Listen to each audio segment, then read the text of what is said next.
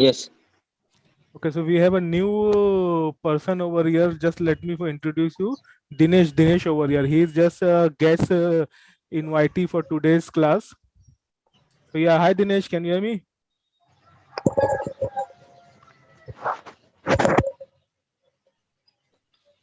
Hello. Yeah, yes, Dinesh. Yes, Muzaffar, I can hear you. Okay, so we will start the class now. So these are my two systems over here. This is my HANA database system, the host name of which is HDB Dev 1, and the other one is the application server, which is S4H Dev 1. Okay, and we have installed S4HANA 2020 on this. So first, let me start my database.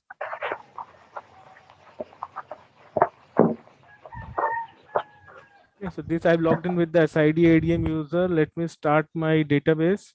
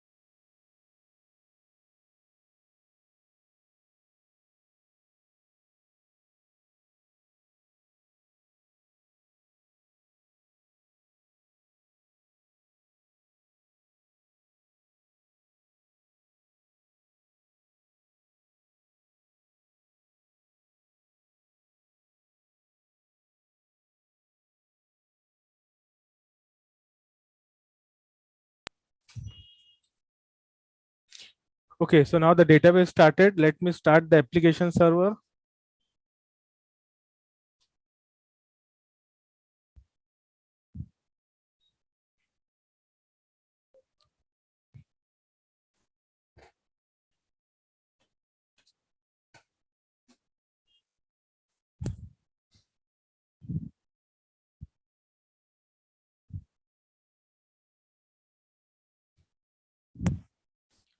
Okay, by the time the application server is starting, let me open my sheet.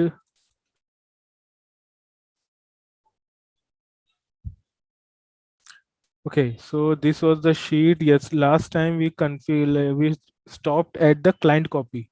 Okay, at client copy. So let it start. Okay, let the server start. We'll just go through what we did last time so that to catch up for this class. Okay, so last time what we did for the client copy, we checked the size of the client size. What is the size of the client? So that it's better to understand that how much size or how much space will be required if you create a new client and do a client copy. So I think last time it was something around, do anybody remember what was the size of the client last time?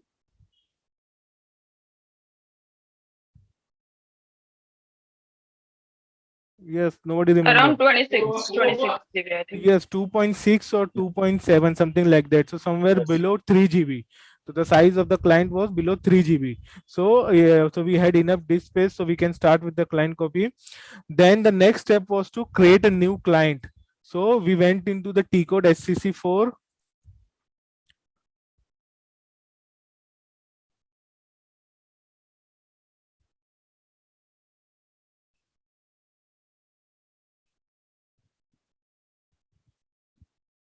Okay.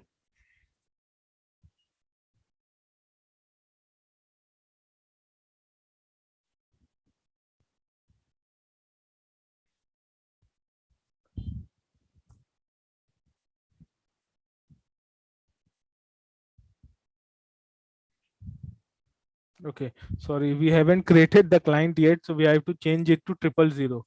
Okay, I was trying to log in into 100 clients, so that's why it gave an error. Okay.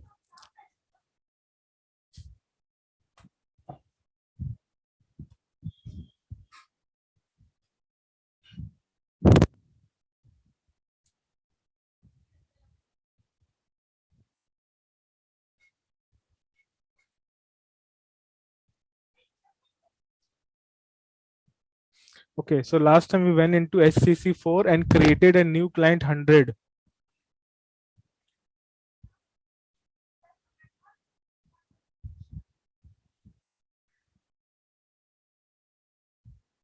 Okay, so here the existing client was 000. We created a new client 100. Okay, and we made it the city, the which was, sorry, not 000.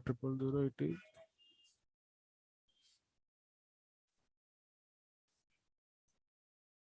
okay, so we made 100 client, and the name of the client we gave it as development, city, logical system, currency. We did it change everything this, and we created a new client. So this part was done. After that, we started with some for prerequisite task. The prerequisite task for this was to run this wizard. Okay, this is the wizard which does three things. It creates an RFC connection by this name, and with this user type, this password, and this detail. Sorry, the password we have to provide for this wizard. Then it creates an RFC destination with the user which was created in the previous step. It creates this RFC, and then it maps the RFC destination to the 000 client. This is the three things that we need to do as a prerequisite before we can start the client copy. This can be done through this wizard, but as I told you last time, this wizard doesn't works properly in S4HANA 2020.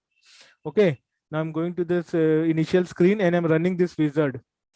If I run this wizard, it is asking for the client, so we have to give the client source client. Here you have to mention the source client, which is 000. Execute it.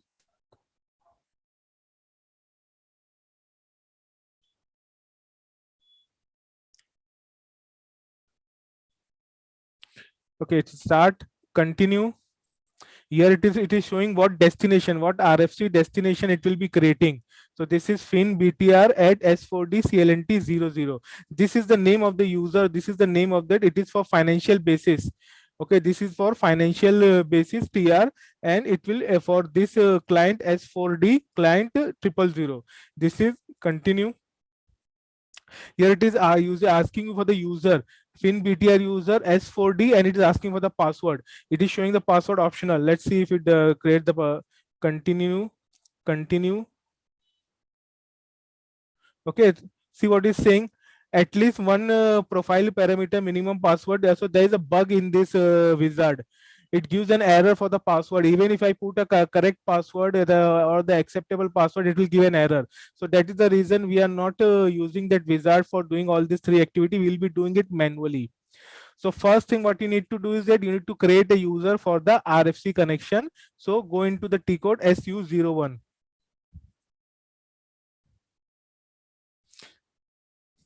Here in the T code SU01, here you have to give this username and you have to create it. So this is the user FinBTR at S4D. So this is the name of the user. I am giving the name of the user here and clicking on create.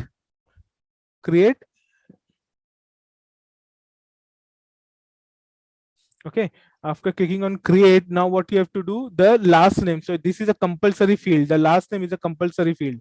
If you see the checkbox over tick mark over here, it means you have to compulsory give some value for this field.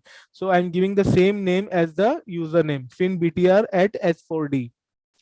Second, the type of user, you have to change the type of user to system. So coming over here, logon data, and here is the user type. So by default, it is the dialog user type. I'm changing it to system. System means it will become a non-interactive user. It means you cannot use this user to log into your SAP system. That is through SAP GUI. You cannot log into this system in your SAP system. You can only use this system for RFC connections, for connecting to your systems and getting some data from them. So user type, system, password. So here you have to mention the password for this user. So here I'm giving the password for this user. Okay, and then the profile. What profile has to be assigned to this user? R underscore semol, R underscore BW RFC. These are the two profiles. I'm copying it. Go into the profiles tab and just click on Control V. Okay, both the profiles are now enter. So it has taken both the profiles. This R underscore SEM underscore all is for everything for SEM. S underscore BW underscore RSC authorization profile, other authorizations. Okay, so now we have given the profile, just save it.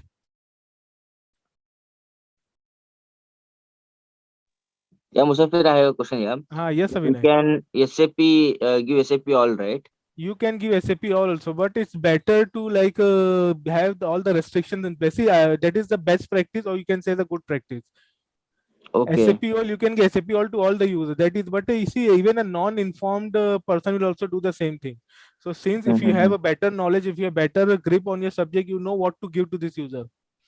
Okay. So that is just for it. So we have given this Mhm. two profile to this user. The user is created. Okay, Okay. the user has created. If you want to check it again, you can again go and click on display. If I click on display, I can see the user details over here. So the user has been created. Come out of it. Second step is to create an RFC destination. Okay, I have to create an RFC destination. For this, I have to go into SM59. So now I'm going into /n SM59. I'm going to the T code SM59. So this is the screen from where you can create RFC connections.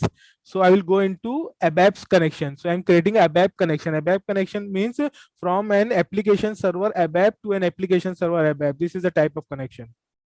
Other connections that you have something called as HTTP connection. You can create an HTTP connection. You can create an internal connection, TCP/IP, and other thing.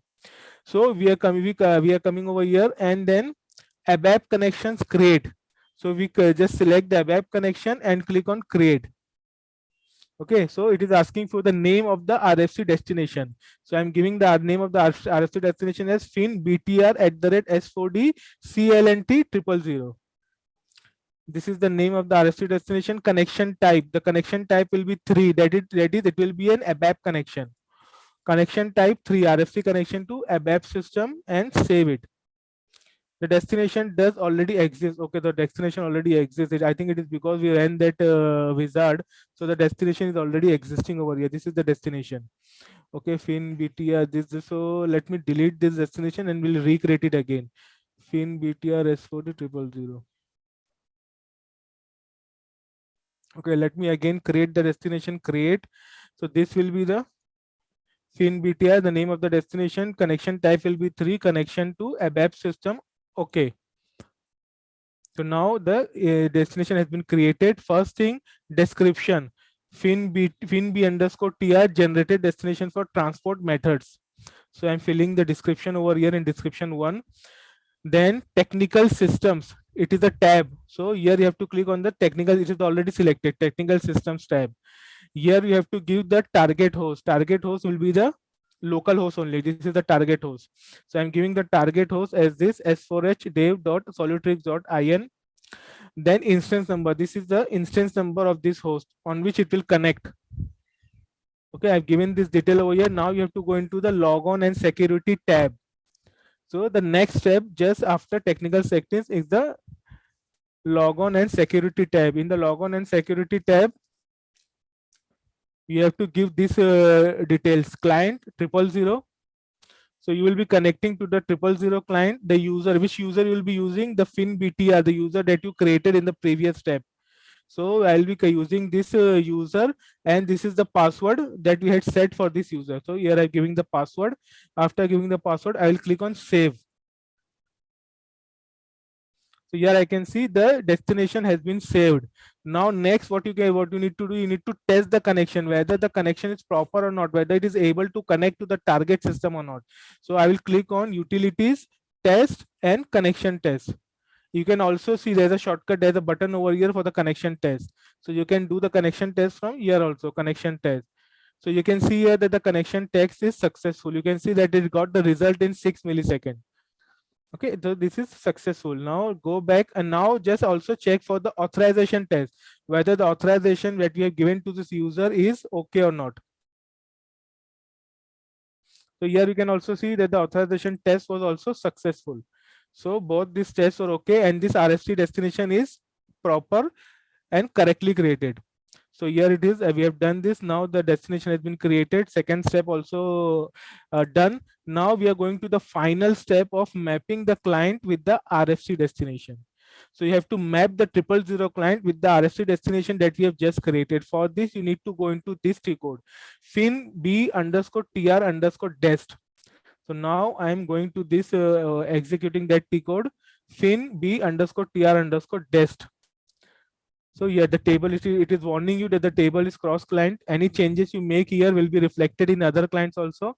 So right now there is no entry or there is no mapping for any client or anything. So here you will be creating on new entries. Click on new entries. Here it is asking you for the client. So the client you have to give as 000. Client will be 000. The destination will be fin btr and this destination. Give the destination and then you need to save it. Save this. Okay, now you can see the data was saved. It is saved now. Now you can come out of it. Now our prerequisite has been done. The prerequisite for running a client copy has been completed. We have created a user by this name finbtr at S4D. We have created an RFC destination with this name and we have given the user and password. We have saved the user and password for the RFC destination, and then we have created we have done the mapping for with this RFC connection to this client 000 client. So now we can start with the client copy.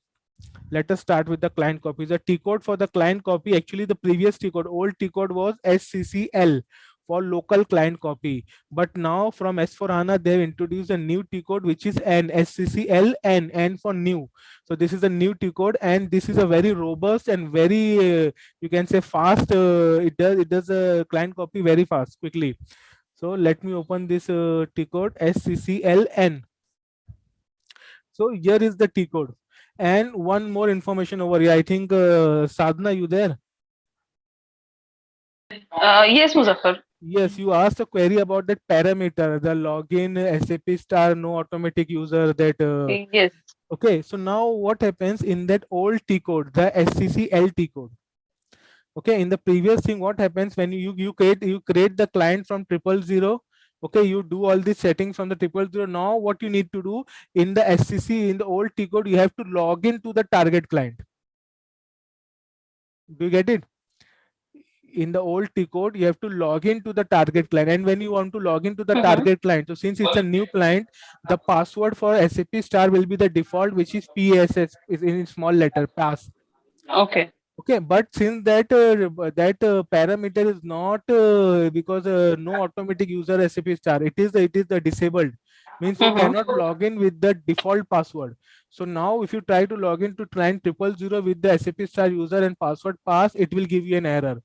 So before the client copy, you have to enable that parameter. You have to set it to 0, and then restart the application server, and then only you are allowed to log into the new client, 100 client with the SAP star user and password pass. Okay. Okay, that was the previous. This is the previous setting. Now from this SCCL and T code, you are not required to log into the target client. You don't have to log into the target client. You can directly run the client copy from any other third client. Okay, for example, your source client is 000, your target client is 100. You can do it from some other client also, let's say 200, 300, 400.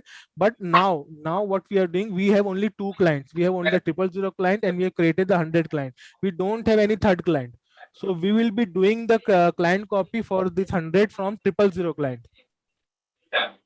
Okay, from source also we can do the client copy. From source also. It is recommended to run the client copy from a from other than these two systems, the source and the target. Okay, but right now, since we don't have any other system, we'll be running the client copy from the source system itself. Okay, so now here I have started the T code SCCLN. This is the T code. This is the screen for doing the client copy. It is asking you for the source client. It is asking you for the source client, the local client. Okay, and here I'm giving the local client as 000. So now it is asking me for the target client. So the target client I'm giving it 100. So this is the source client and this is the target client. Now it is asking me for the profile. What profile do you want? Now if you click on this field, if you click on this one, you will see all the profiles that are supported for this copy. So there are many of the profiles. The most common profile that you might have come across previously is the SAP_all profile, which means copy everything from client 000 to the client 100. That is SAP all. Then you might have also come with the SAP_cust. It means only copy the customizing data from client 000 to client 100. Then CUSV, customizing and user variants.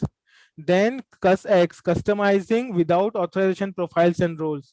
Then there are many. Then you have this. What we are going to do select is we are going to select SAP underscore UCUS. What is this profile? SAP underscore UCUS. This is the profile that we are going to be selecting. So what is it? It will copy all the customizing data and the user master records. Whatever user you have created in your source client, all those user will be copied to your target system. Is it clear? Yes. So we are using two things, customizing and user master record.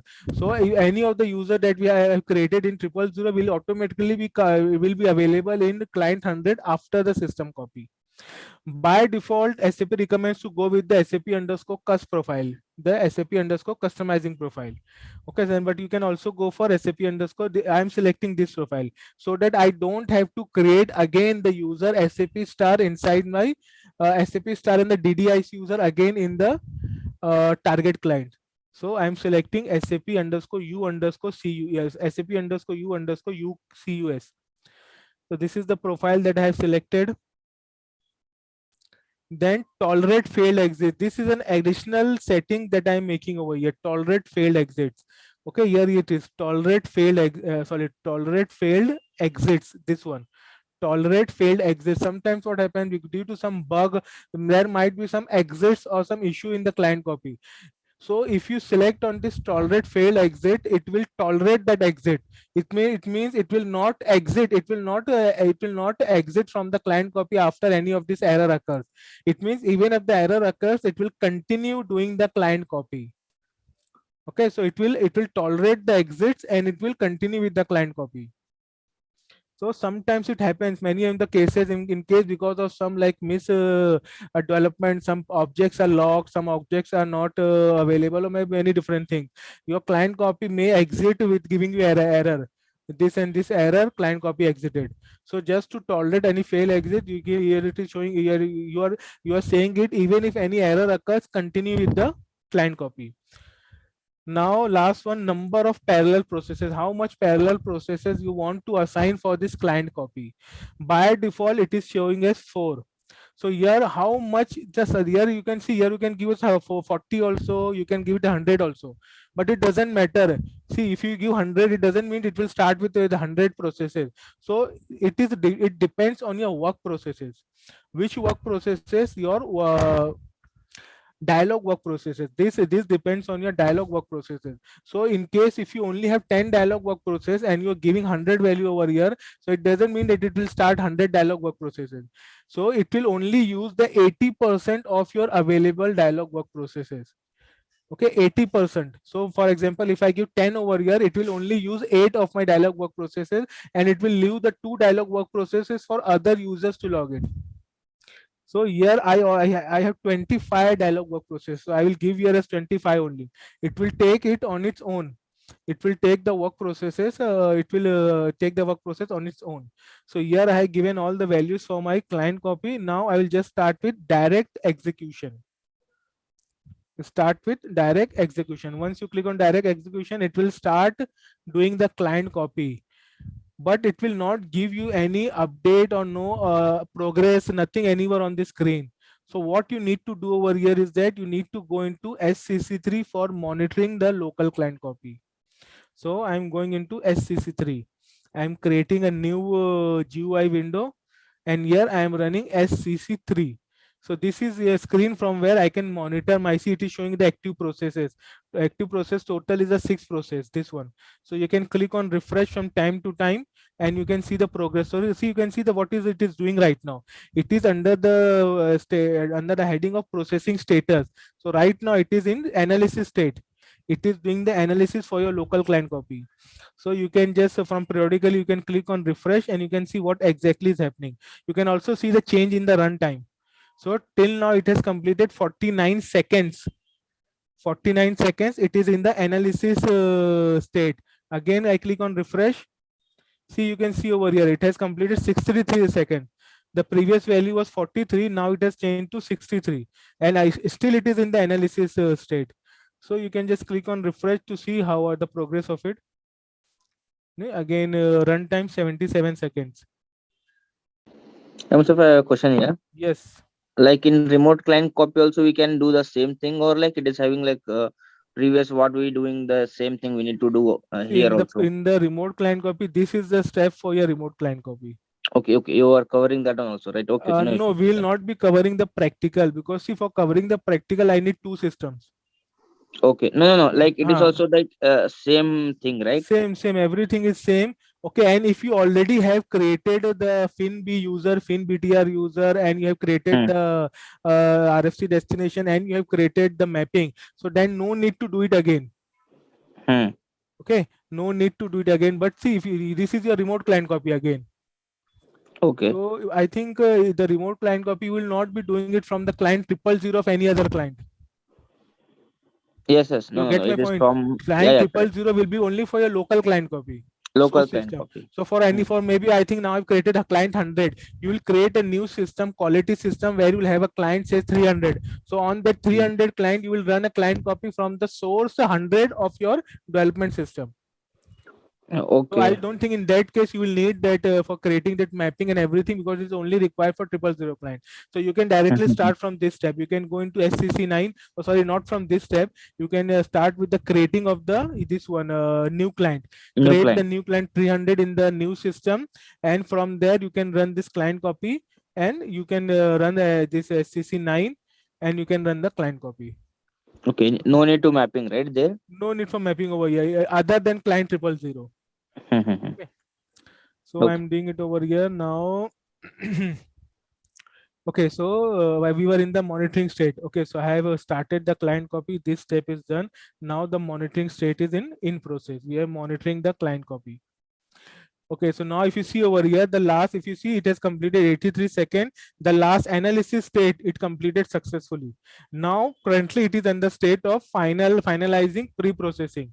Okay, now again if I click on refresh, okay, you can see progress deletion 100%. See total number of tables copied, progress copy. So this is the progress of client copy. It is at 0%.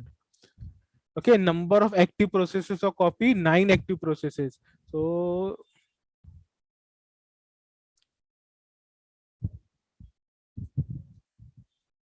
if I run SM50 from here, I can see how much processes are running for this client copy. Okay, can you see it is using so many work processes? This is all for your client copy. You can also refresh or monitor the work processes from here. See, I'm refreshing and it is using so many work processes. You can see some work process empty. See, for example, this is empty. This is empty 2. Then here, this work process, this one is empty 3. This one is empty 4. And almost, I think, 5 work process or 6 work process are empty. 6 work processes are empty. So if you take out 25 into 80%, so it will be 20 work processes. Okay, it means it will leave out 5 work processes. It will only use 20 work process for your client copy. Okay, so you can see I have already seen 1 2 3 4 5 work processes are currently remaining idle. Yeah, in dialogue in upper, there's no, that is also information is there. In out of 25, 6 are free. Yes, so here it is. So that's the reason I told you at that space, even if you give 100, it will not do the client copy with 100, because you should have that work processes available in your system for running using that many of parallel work processes. So you saw that even after giving 25, it is not using the 25 work processes. It is only using 80% of the total work processes. Okay, so now I see that here the client copy progress is 0. Now again, let me refresh it.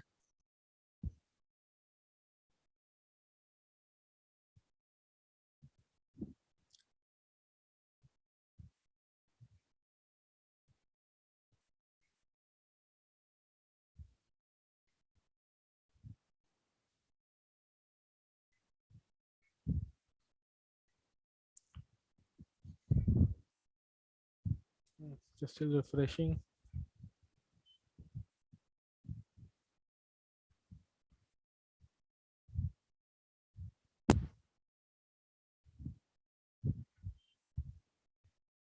You can also run the monitoring in case if this is getting slow or getting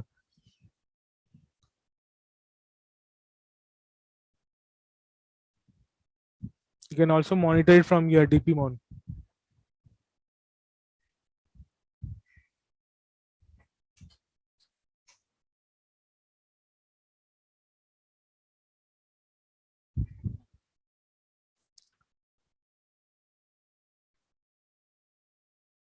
I think the system has got slow. I think you can see it is taking time. Yeah, because it require almost all work process, right? Yeah, but Because still of there are that. 20% of work processes are available. See, at this I'm running the dpmon on my OS level. Here it doesn't goes for your work process. It is directly executed on your OS level dpmon process. Correct. Let me see how much it is using up. And let me run the top command. So here you can see if I run the top command, see here the CPU utilization is 0.2 only. See there are two CPUs and you can see the CPU utilization is almost nil, I think. And that is still there are available free work process, sorry, free memory also is available. Okay. Still why it is taking.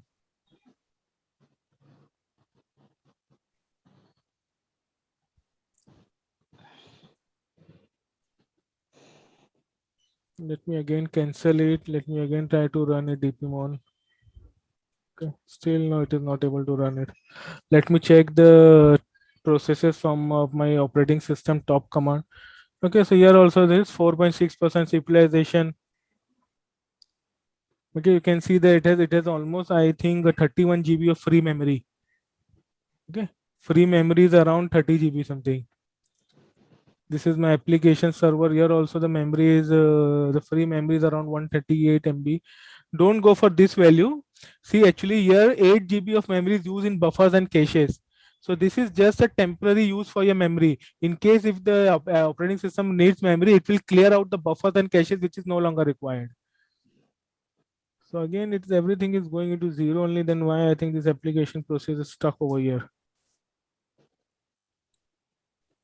Let me click stop transaction.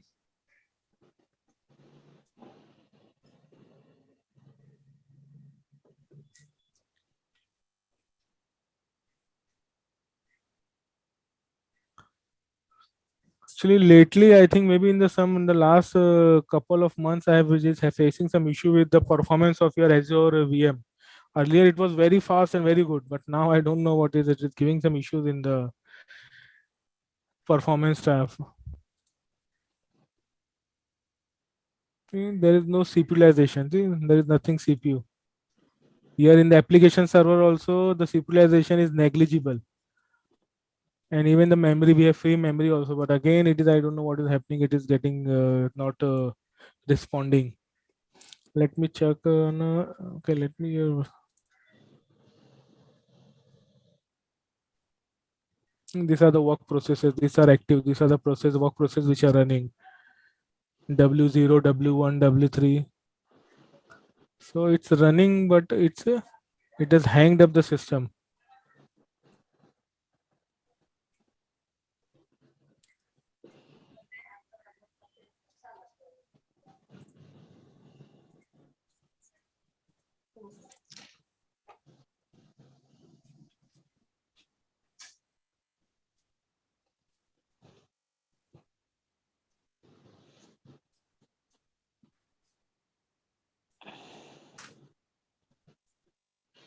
Okay, I think this might be the action about the update work process is stuck over here. All the 5 background work job is also stuck.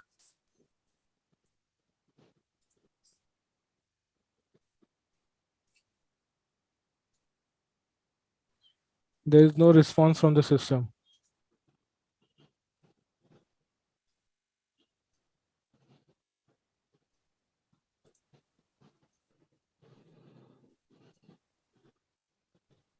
I will do one thing. I will stop the application server and start it again. I have not faced this issue anytime before, but I don't know why.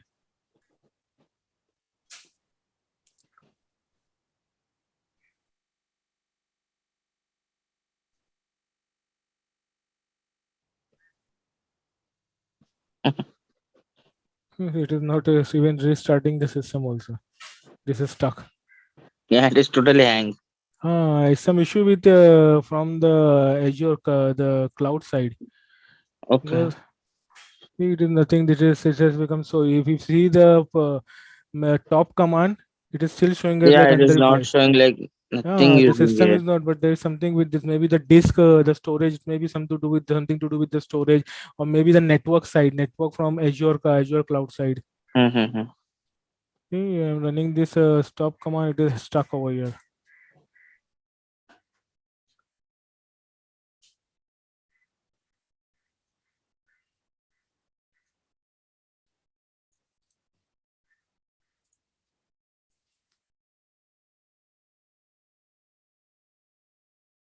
Let me close this windows one by one.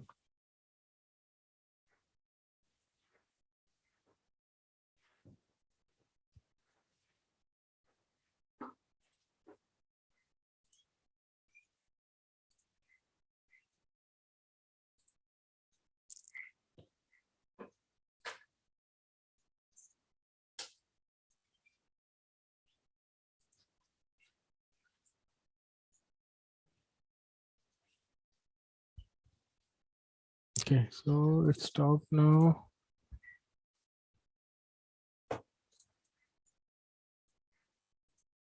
See, nothing is happening. Let me do one thing. Let me restart the application.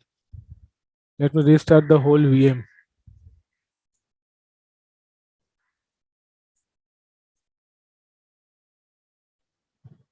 Okay.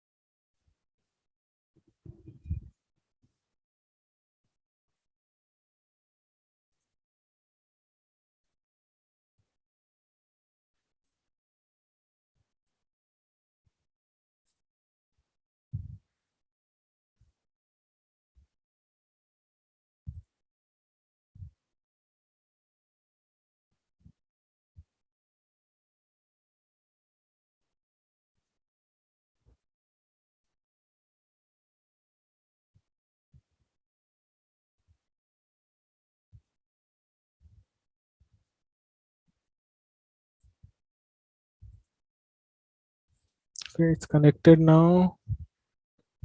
Log into that first one.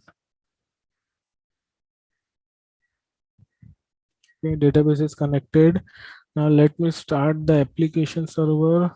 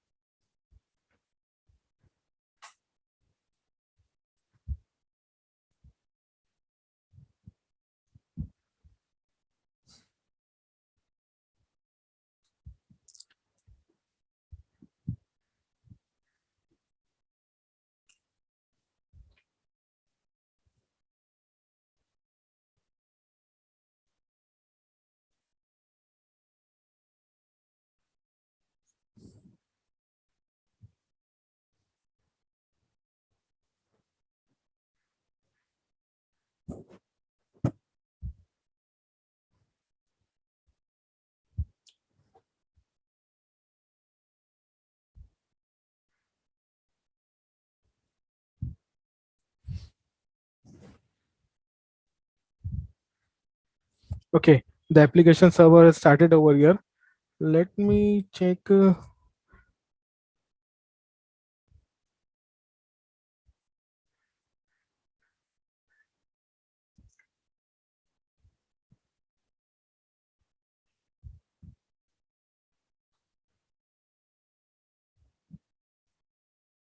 Now it is working.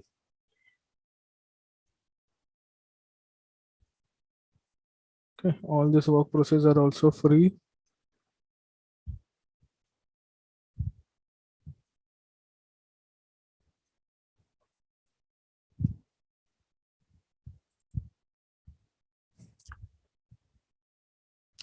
Okay, let me log in into the system.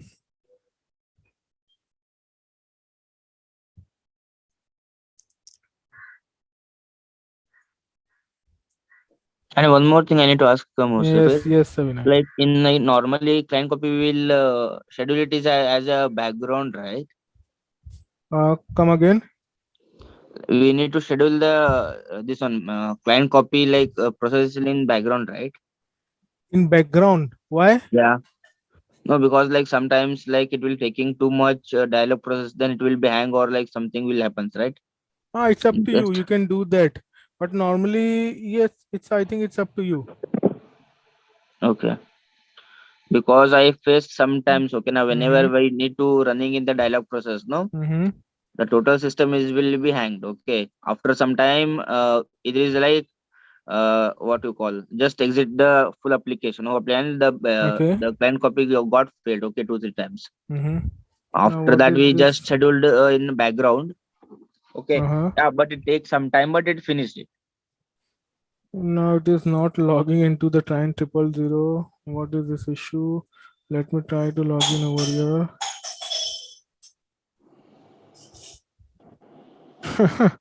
See, now it is not logging into client 000 or also 100 because now I cannot log in with. I'm using my same password and it is not allowing me to log in. So I will have to do some tweaking over here. Okay, so let me check from my application side. Oh, sorry, not from my database side. Now let me try to connect HDB SQL minus I 3, instance number is 3, and user SAP HANA DB. SAP HANA DB. The password was my master password. Okay, and I will have to log in into my database. I have to log in this I have to log in into my tenant database, so no need to provide any detail. So here I'm connected over here. Let me select mandate user. No, it's not user, actually it is bname. Mandate bname and flag from USR02. Okay, select star from SAP HANA DB USR02. Select mandate bname flag from USR0. What is You it? just wrote USER. Sorry. It is USR02. Invalid column name. So which column name is invalid? Flag. I think it is U flag. User flag. The column name is user flag. So select mandate MANDATE. Mandate is for your client number, B name is for the username, and U flag is for the flag of the user. Okay, so I can see over for the client 000 SAP star. I think we have logged this user. So 64 means logged by system administrator. TMS ADM is open. SAP admin user is also open. Then why it is not allowing me to log in? I thought it might have gone. Okay. 100 also we have SAP star admin, but it's not allowing me to log in. Now let me do one thing. Update USR 0 update USR 02 set U no not U set U flag is equal to 0 where B name equals to SAP star and mandate equals to 000.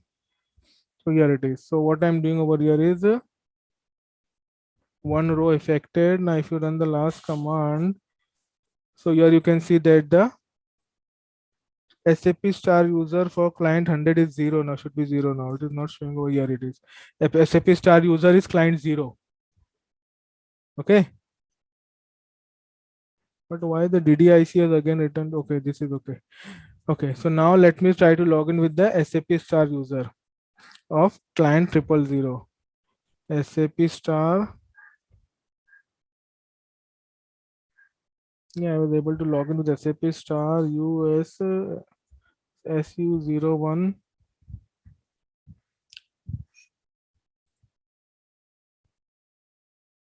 It is not locked. Why it was not able to? Let me change the password. Welcome 123. Welcome 123. Better I will do one thing.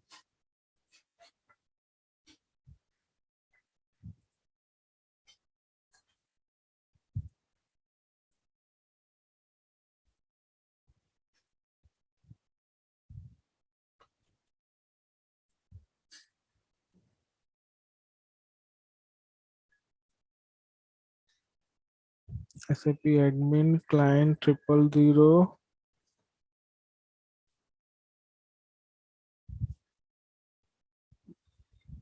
SAP admin.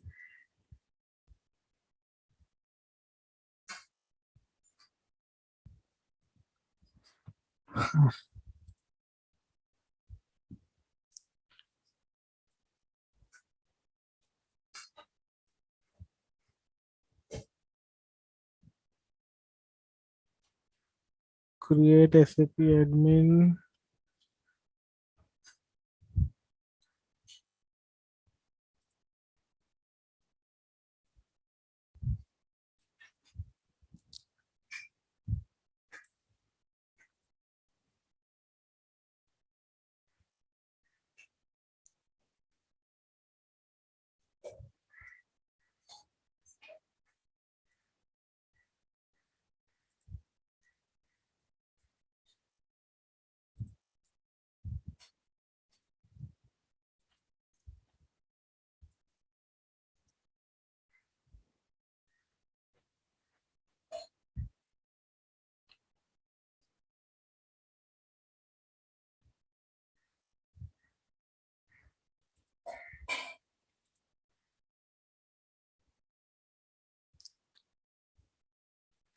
My license is also okay. Then why is it not allowing me to log in?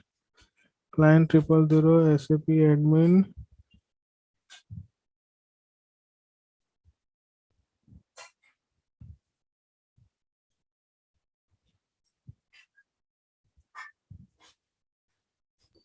Can you check the table once? Okay, Is there which something that SAP USR02 only? Because something happened to this user. no, I think it's everything is okay. See, here is that user SAP admin. It is not locked also in the client 000. Yeah, So it's you showing that one only because like when we are doing like this one, right? Like master data copy in for the mm-hmm, user. mm-hmm. I think so. Something happened for there on But that I time. deleted this user. And I deleted and recreated it again. I deleted this user SAP admin. I created it again. So Mm. let me do another. Let me create a new user. Make it as a B basis admin. Let me create a user as basis admin.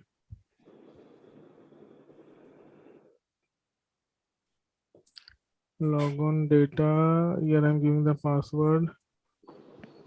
Welcome 123. Welcome 123. Profiles.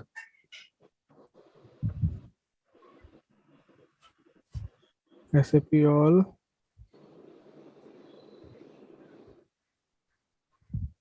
Authorization profile SAP all does not exist or is inactive.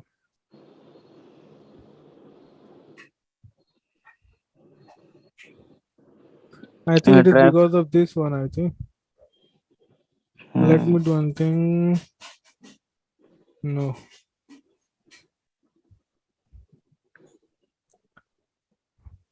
Okay, so let me do one thing. Let me again delete this user SAP admin and like copy it from SAP star.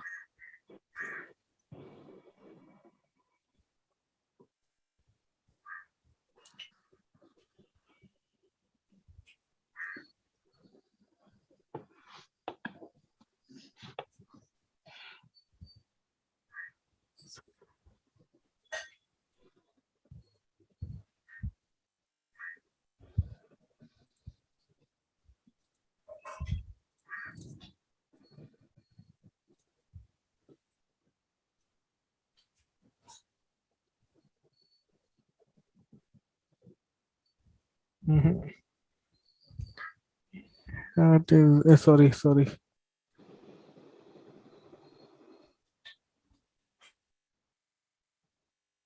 It's not giving any error also particular. I think it has something to do with the SAP all profile.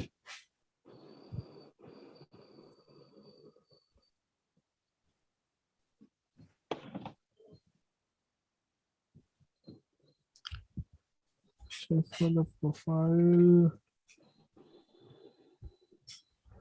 So,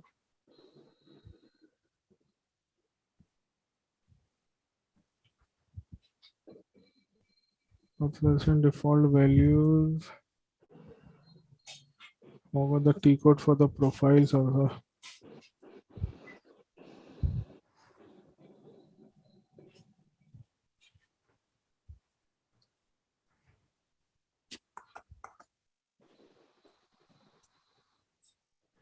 I think it was the reason that we restarted the system and it was doing something, and I think something got corrupted or anything. Yeah, I think so. Okay, That's so the now we'll thing. not waste any time over here. So see, this is the okay. So let me tell you one thing. Okay, this is a very good opportunity to tell you about the safety measure that we talked about was that of taking regular backups after every milestone. So if you see over here, the last backup I think that we took before client copy was after our load generation. We took a backup after the load generation. If you see over here, so our last backup, when was the last backup for? Let me open this HANA Studio.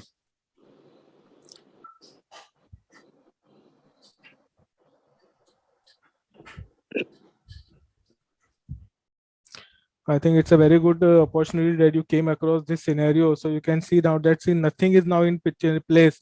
Now what to do at this moment? So instead of wasting more time, we can directly go and do this backup restore, and you can start from the last state after we took the backup. I think maybe after TMS and profile. Let me check from what after what step it would take the backup for.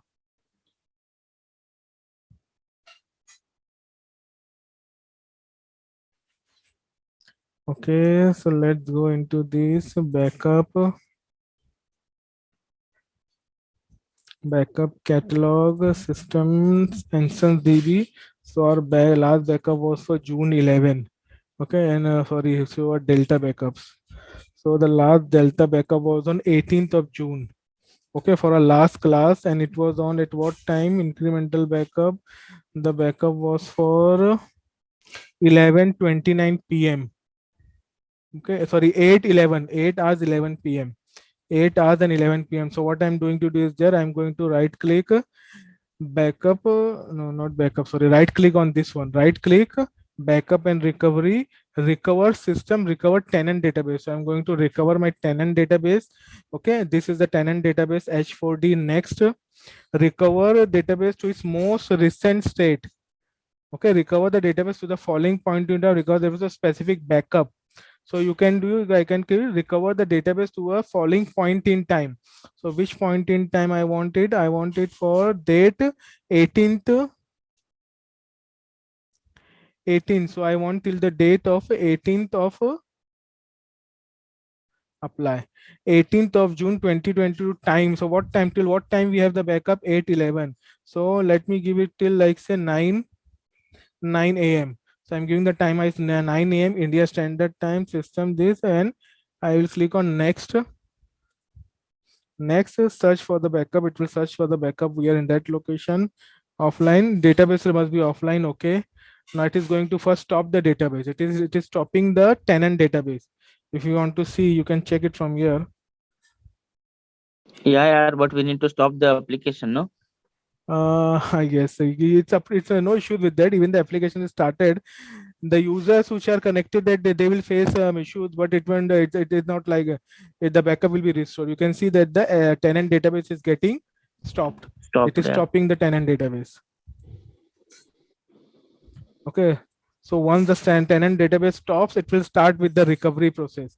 If you want, for the time being, you can also stop the application also.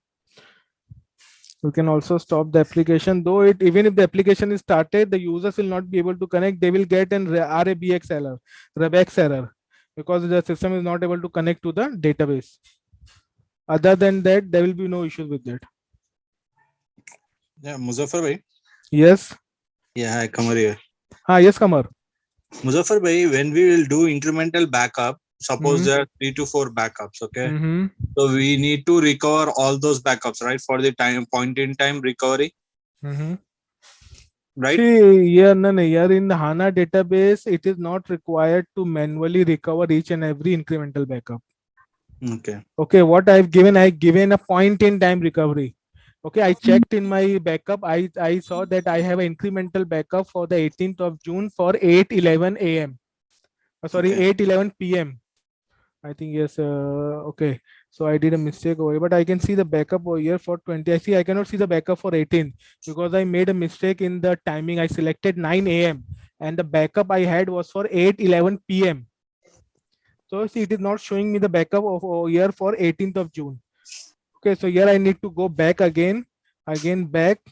Here I need to make a change over here. Instead of 19, I need to make it 21. That is 9 in the night, 9 p.m. Again, let me click on next. Next. Here it will search for all the backups which are available in the system. So yeah, can you see if no, here it is still it is not showing that backup for that. But since I've given the date of like 9C, can you see over here? Database will be recovered. See this line over here.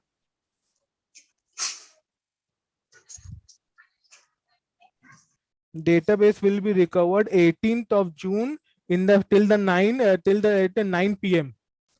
The database will be recovered till 9, but why I'm going it till 9 p.m. I can do it from today. I think what time we had this issue, I think we can recover till I think before. Anybody remember the time till when we started with the client copy? It was 230 above only, so we can 230 recover above till only, because 230. see, after that we also created the user fin btr, then we created the RFC. So let me do one thing instead. So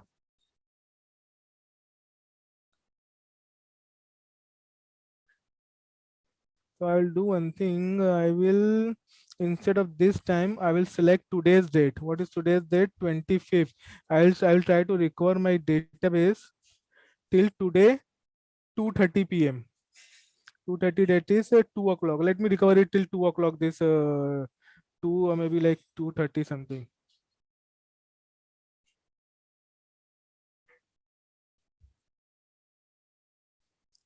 So the reason for recovering till today is that we don't have to again do the repeat exercise for doing this TMS configuration and profile parameters. So all will be covered till today's time. I'm clicking on next, next, and no issue. Just click on next. So here is the final screen. If you want, you can review it. I will click on finish, and it will start with the restoration. It will start with the recovery. If you want to further monitor the recovery, you can do it from your database system. From here, cd trace cd db underscore h4d and tail minus f backup.log. This is the file. You can use this file for monitoring. So here you can see it is recovering all the database over here. Okay, index server. Now it is restoring the index server. And here I think it is showing your index server. It is restoring up to 4%, 9%. Recovery progress of service index server 9%, 14%. Yeah, Muzaffar bhai. Yes. For if we have incremental backup, suppose on Wednesday the system got crashed or Thursday system got crashed. So in order to get the data, we need to record Monday, Tuesday backups, incremental backups also, or directly we can go up to Wednesday and we can do it as you are doing it. See, let me again again say to see in the HANA database, you don't have to manually recover each and every incremental backup. This is done for other databases. Okay, in case of other database like Sybase database or maybe like MaxDB and Oracle database, there what you need to do is that first you have to recover the full backup, first backup. Then you have to recover that incrementally backup. Then you have to recover the log backups to bring it to a point in time. Okay. But here I just have to give the time till what time I want to bring my database. It will do the calculation. HANA database will do the calculation based on whatever backups it has, and it will bring that database to that time, that point in time. Okay. So you don't have to manually give that, okay, now recover the first backup for 11th of June, then recover the incremental backup of 13th of June, then recover the incremental backup of 15th of June. We don't have to give this manual steps. Everything will be done automatically. Okay. Okay. Thank you. But for other cases, it is the process, right? Only for Then HANA in it is Sybase complete. database, you first have to recover the first full backup. After that, you have to recover the incremental backup. Then you have to recover, after the incremental, you have to recover the log backup till that time. Okay.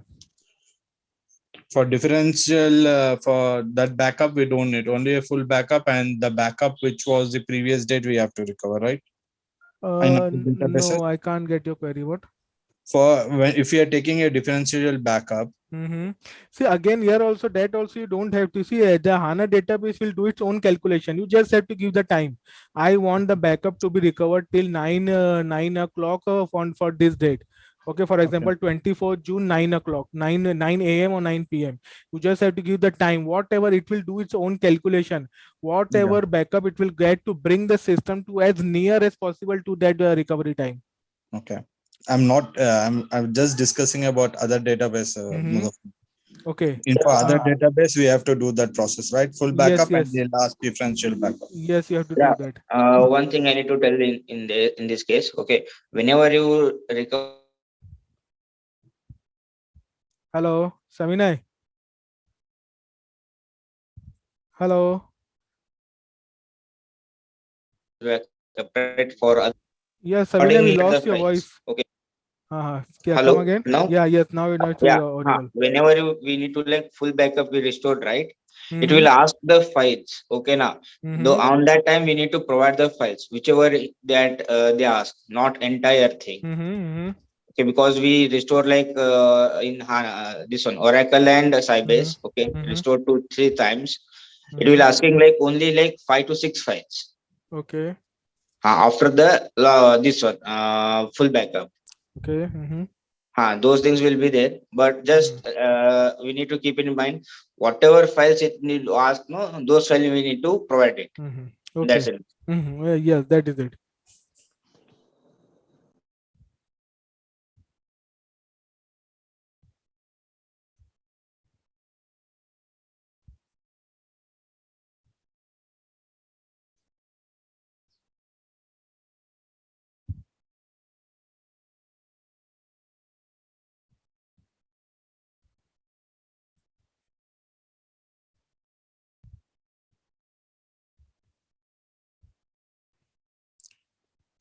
You can also monitor the data volume of this file. For example, ll-h/hana data h4d mnt hdb3. This is the file for your index server. This is the data volume for index server. You can monitor this also. You can run it as watch ls-lh. You can see the different, you can see the progress here also. So here if you see on this screen, you will see that it is stuck. You will see that it has stuck. You will see why it is so, why it has hanged up or what. But here you can see the update. You can see the file is growing. It is dumping all the data into this file. Even if you see, if you go back to the previous screen also where we saw this one tail -f, here it is stuck at 90%. There is no update after this. You will see that, okay, whether it has stuck or whether it has hanged up. What should I do? You can go and come into and you can check the size of this file, and you will see that there is some changes going on over here. So it will bring this file up to 80 GB, and then it will show that it has completed the backup recovery. So it is now 57 GB.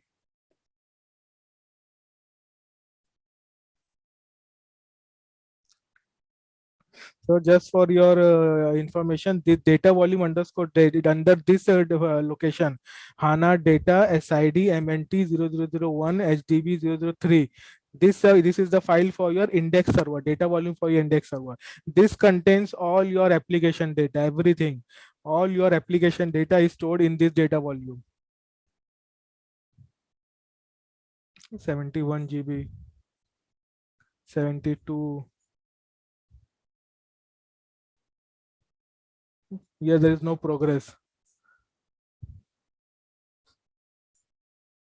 See, now I think fail, fallback, setback, 74.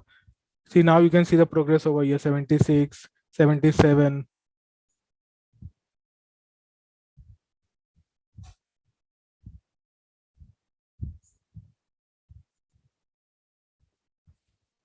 So now it's almost finished, I think.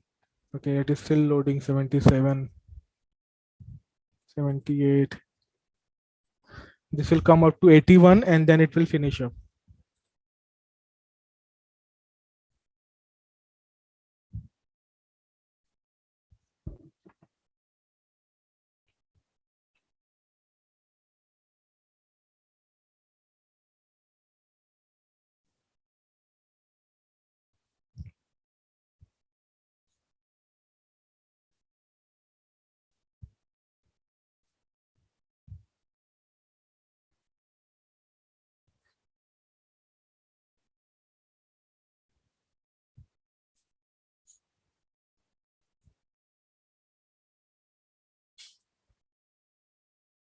Okay, so now you can see it has come up to 80.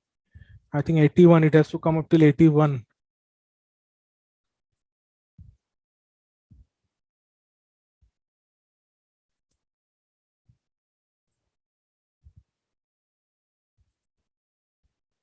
Hmm? 81. I think it is almost done. It will finish any moment over here.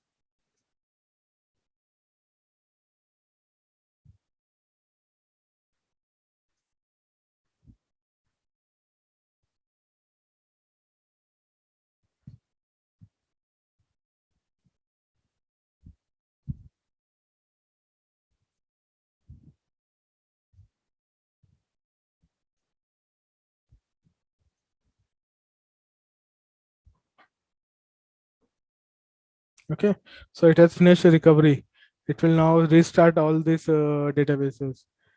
Okay, now it is restarting the databases.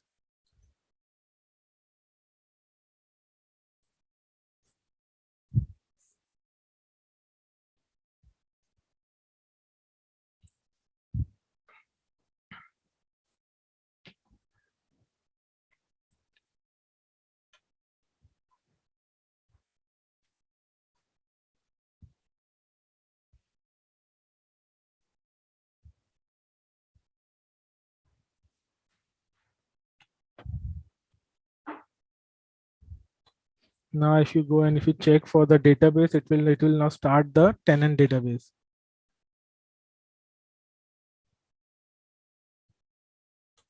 See, now it is starting the tenant database.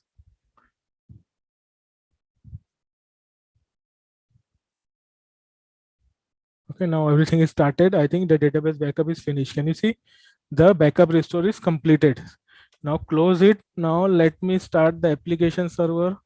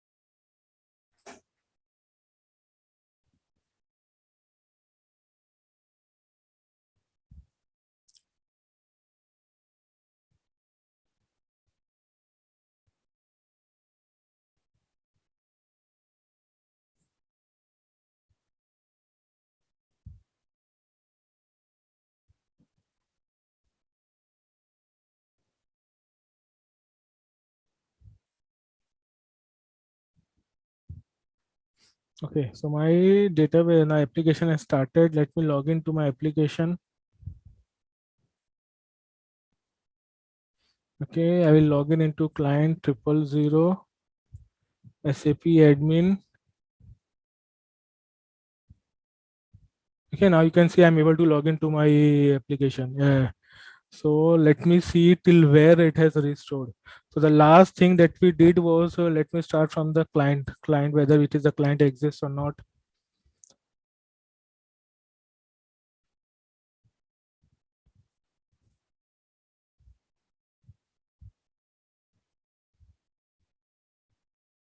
Okay, so SCC4, let me check in SCC4.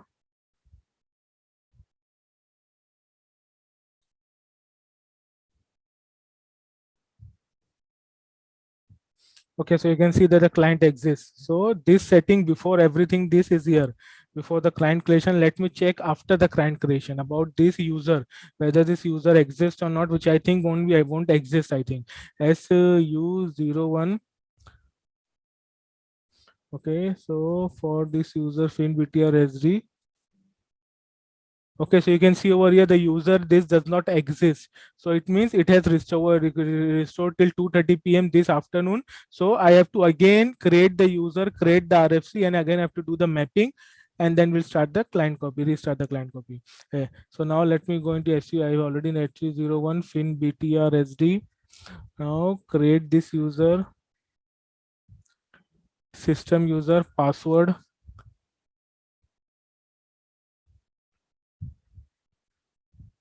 Okay, so here I am creating this user FinBTR as this is this logon data. This is the password.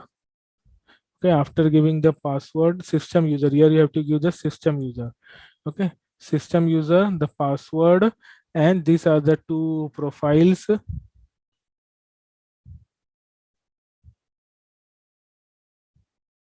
Okay, I'm saving this user saved. Now I'll go and create an RFC connection.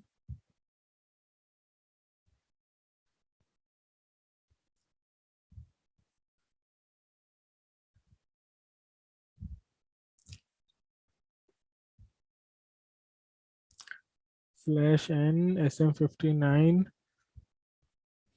ABAP connection, create FinBT this 3, save.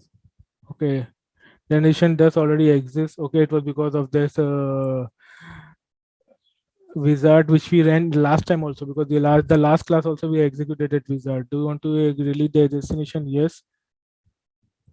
Create a destination.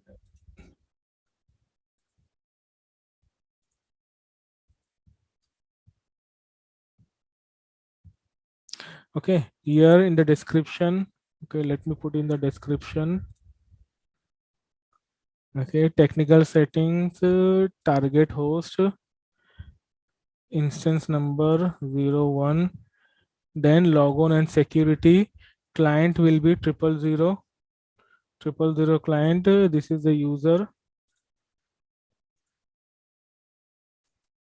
This is the user, and the password. This is your password.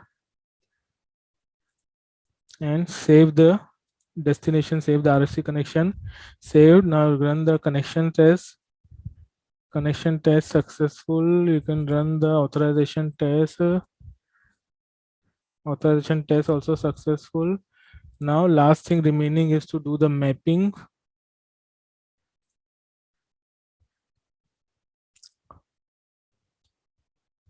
Cross client.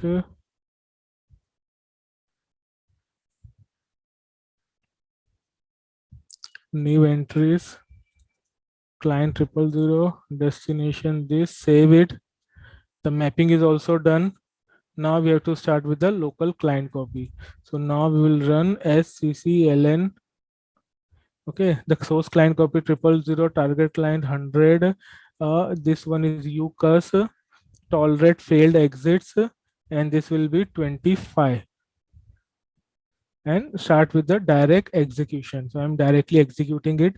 Now I can create a new SAP GUI window, and I can go for SCC3 and monitor the client copy. Okay, here it is. Now it is in the phase of initialization. It has completed only 8 seconds. If you want, you can run this from here.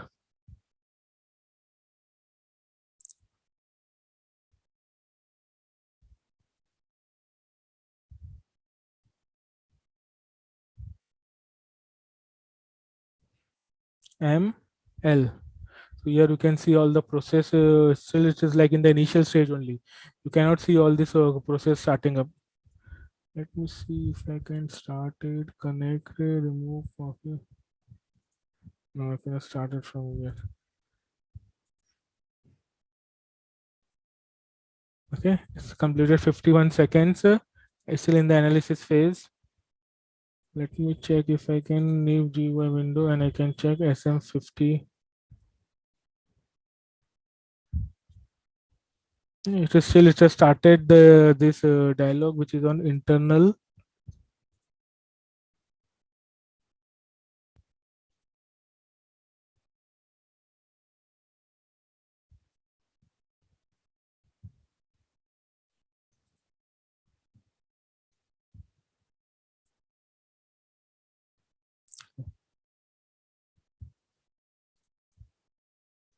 Refresh.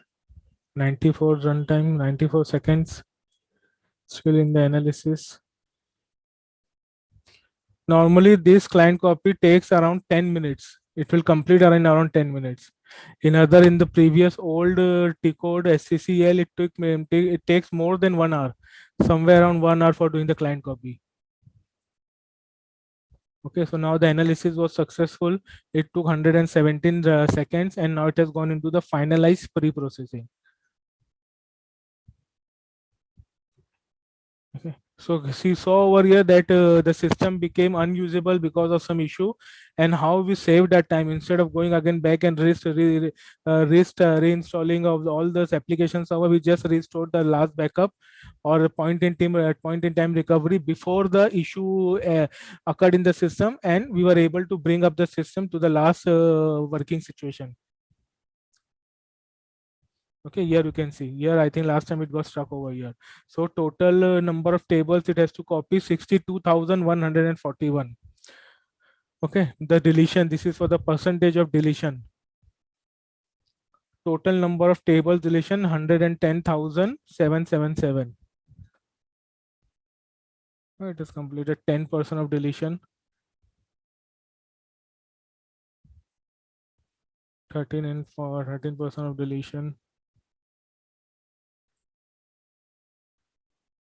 19% deletion.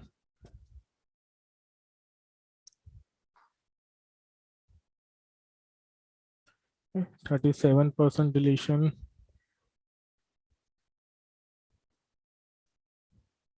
47%.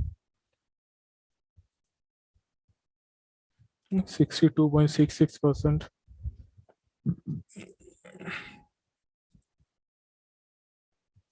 77.58.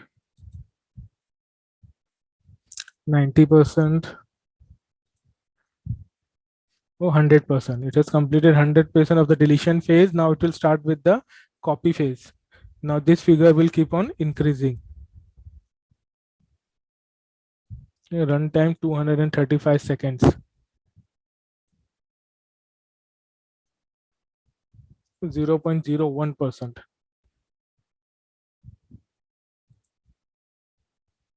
0.03%. Starting up quite slow. Okay, now you can see all the work processes have started up.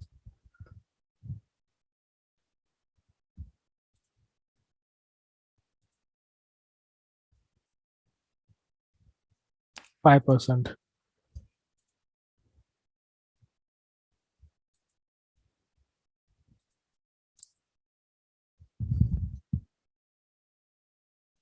Oh, 11.39%. Total time till now it is around 283 seconds. Number of active processes is 18.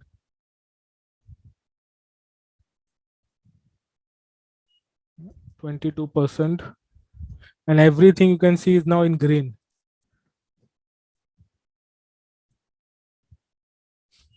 25%.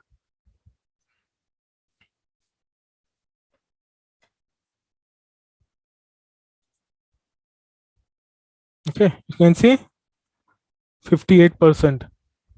The time is now 321 seconds, which is around 5 minutes 21 seconds. Okay, 100%. It's completed 100%. Now it will go into post processing. Okay, so you can see processing status, post processing, that is also completed. Let me come on this screen. This screen will finish up and it will give you the execution details and time once it finishes. So I think it is still running. Okay, processing status, post processing. Total time till now it is under 358 seconds, which is around 11 minutes.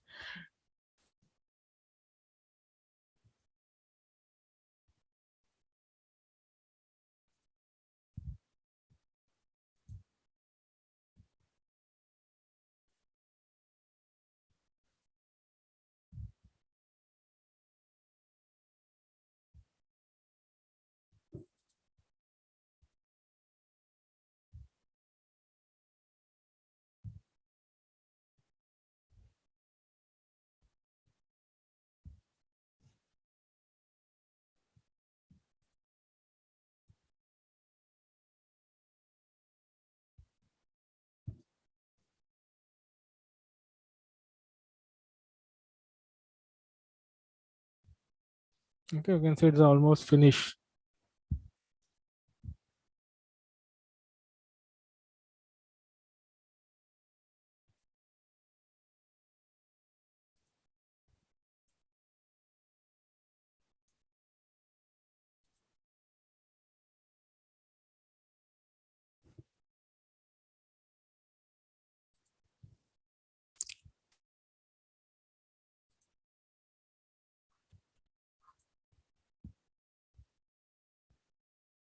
You can see all the things over here. Background work process, 3 backgrounds are free, 2 is occupied. 2 background work processes are occupied.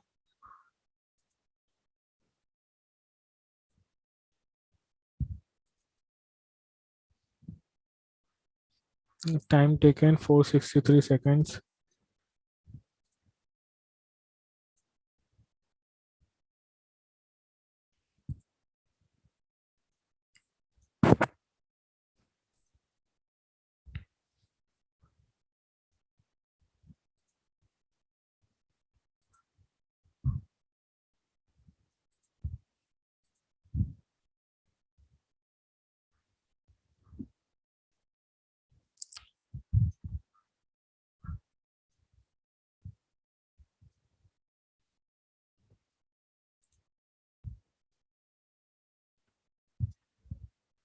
Okay, last time when I showed you the update work process, there was nothing in the list. Now, here also, because here I saw the what update work process is running. So I thought we might have something here in this. No.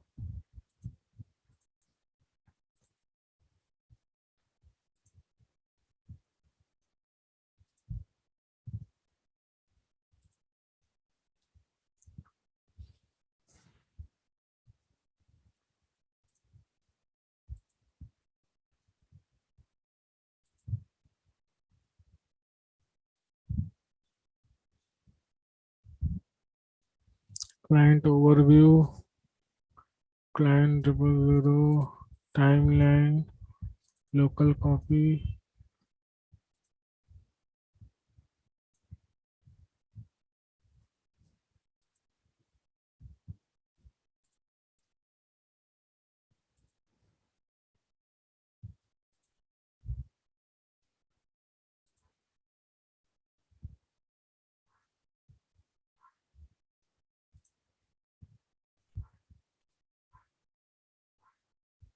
Okay, it is nearing 600 seconds. 600 seconds is equal to 10 minutes. So I already told you that it takes somewhere around 10 minutes. So maybe around little more about 10 minutes, maybe somewhere between 10 to 11 minutes.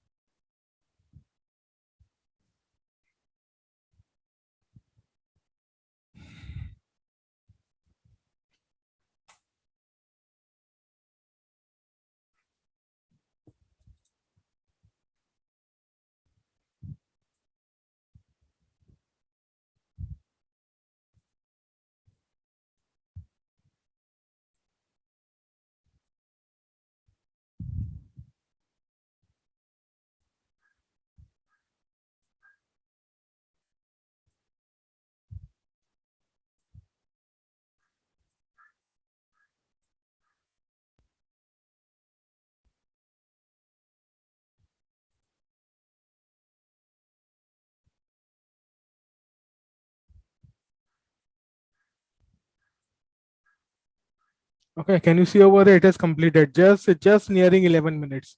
If you see in the screen, it has completed. Okay, and what was it? See, exit status analysis phase success, processing state finish, highest message severity. In the highest message severity, there was an abort. If you want to check what was that message, you can go on the red markings over here. You can check for it. Phase initialize, resume remote exception function, SCCR run exit, and just check remote. So this was the phase in which it gave an error. Other than that, other than everything, I think it is successful. Yellow ones are the warning. I think we can ignore the warnings and all. What is the warning? Client copy uses the obsolete function tr append log. So this is just you can say bug, or you can say it's a shortcoming of the application. So other than that, the first one, I don't think there is any other error message. Okay, that was only the error message over here. Phase initialize phase, resumed remote exception function. If you check other exit execution, I think here also there is only one over initialization. I think it might be the same one which we went through. Okay, so if you hadn't selected the tolerate failed exit, it would have exited at this point itself only, and it wouldn't have completed the client copy. But since we selected the tolerate failed exit, it has completely done the client copy and has returned the main over here. If you see everything, if you see the processing status, finish, analysis process, success, most of the things I think all is completed. I think we can ignore this point, this part over here. You can ignore this part, and if you see the total time which it took for doing the client copy was 661 second, which is equal to 11 minutes and 1 second. Okay, so it took 11 minutes for the client copy, and a client copy is completed. Now I can log in into the new client. Now I can log in into the new client.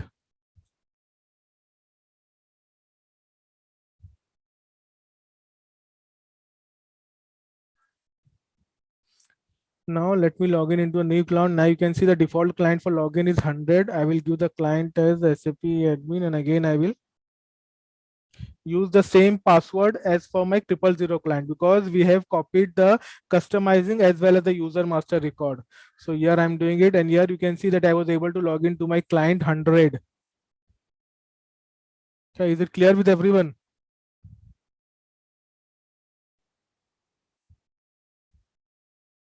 Yes, hello everyone. Yes, it's clear. Okay, so we have created a client, and we did a successful client copy from the local client 000. Now we'll take a break of like 15 minutes, and then we'll connect again, and then we'll proceed. Okay. Okay. Yeah. Okay. Thank you, everyone.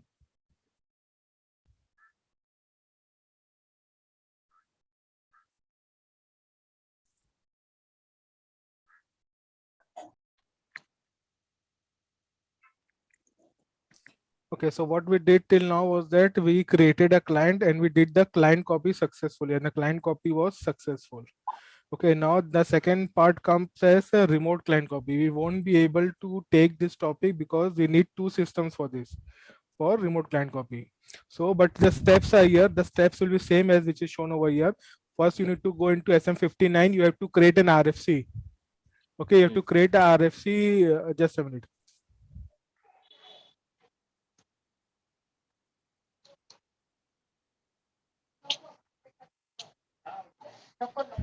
Okay, so we before that we need to create an RFC. Why do we need to create an RFC? Because for doing a remote client copy, you need an RFC for getting the data from the remote client. Okay, so we'll create an RFC by the name, or this is the name over here, and you will connect it to your source system. You will get the target host as your source system. Okay, and the client to which you want to connect the user and password for that client from which you will be doing the client copy.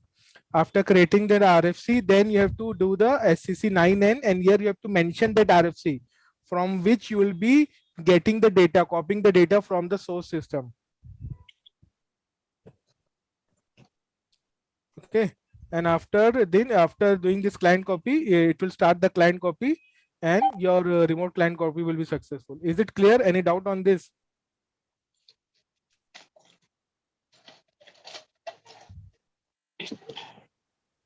No. Okay, now next comes your client export and import. What you can do is here you can export your client from here, and you can go on the target. Okay, transport is mandatory between source and target or no? Can you just clarify this question, Dinesh?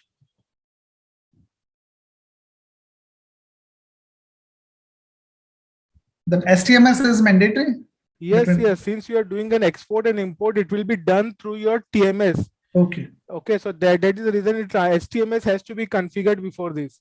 Because without that, you won't be able to do a client export and import. Okay, so in this, how to do a client export? You need to go into SCC8N. Go into the T code SCC8N.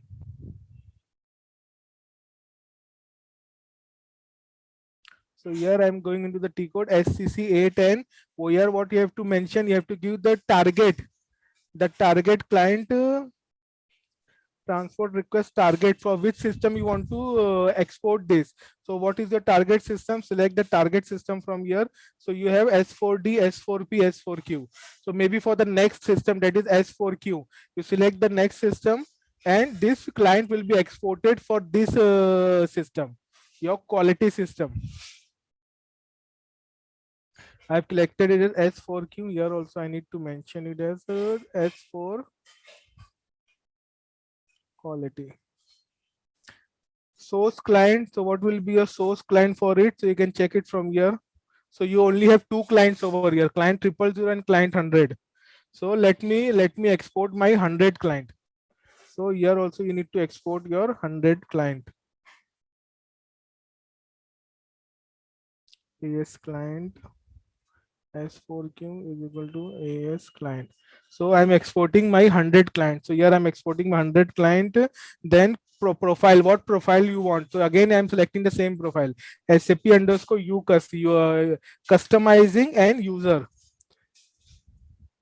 So this is the same profile I'm using. Number of parallel work process, again, I'm making it as 25. So I provided all the information. Now I can click on direct execution and I'm executing it. Now it has started exporting my client. Okay, it has started exporting my client. How you can monitor that? So I given a small script over here, the command from which you can monitor whether the client has been actually this is for exporting. I think you can monitor it for export also. The client, the command is actually for importing, monitoring import. Let me check from here in my system whether I can monitor it for export also or not. So I'm executing this command over here. Okay, reading SAP trans CMP is the directory.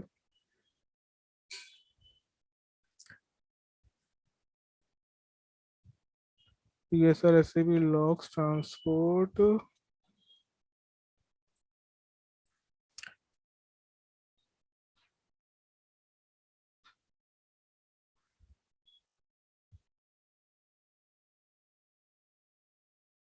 This is for 25th CC SOD. There is no output over here in CCD. Client copy, I think this is it, but I'm not getting any information dump in the file. CD/USR SAP trans log ls minus ltr. This file is actually still not giving any output over here. And if I go into cd /tmp, nothing.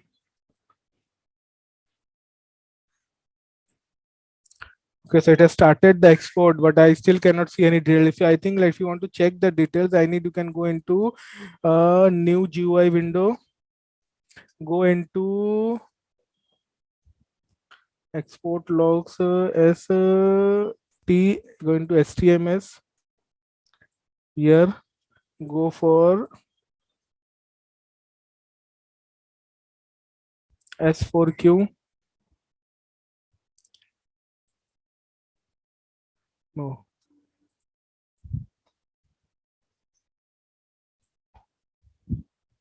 Request, go to import monitor, import history.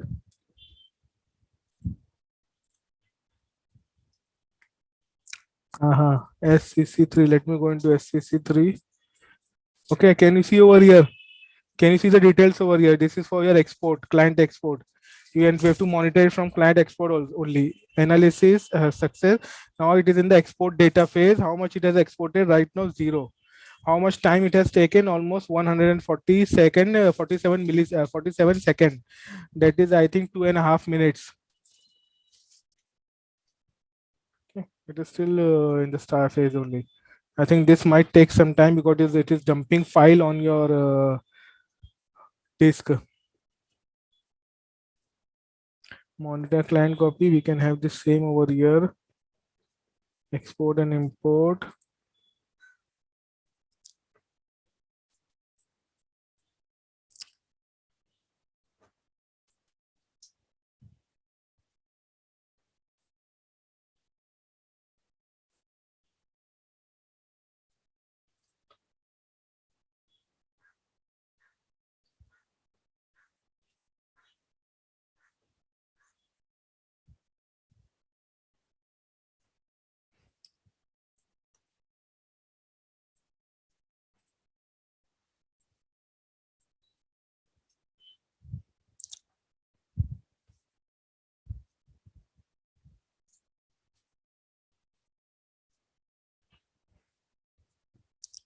So this is here you can monitor it. And then this is going to take quite some time. Maybe it is writing on the disk. If you want to check which where it is writing, USR, SAP, trans, co-file, ls-ltr. No, it has still not created a co-file.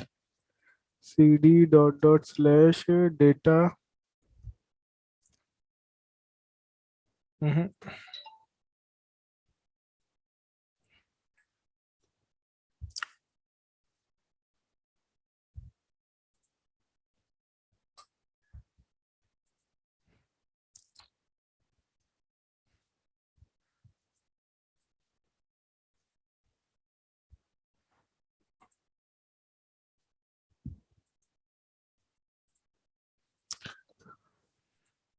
Okay, so now let's move forward. Let us keep this running. We'll keep the client export running and we'll move forward for another activity. Let us check.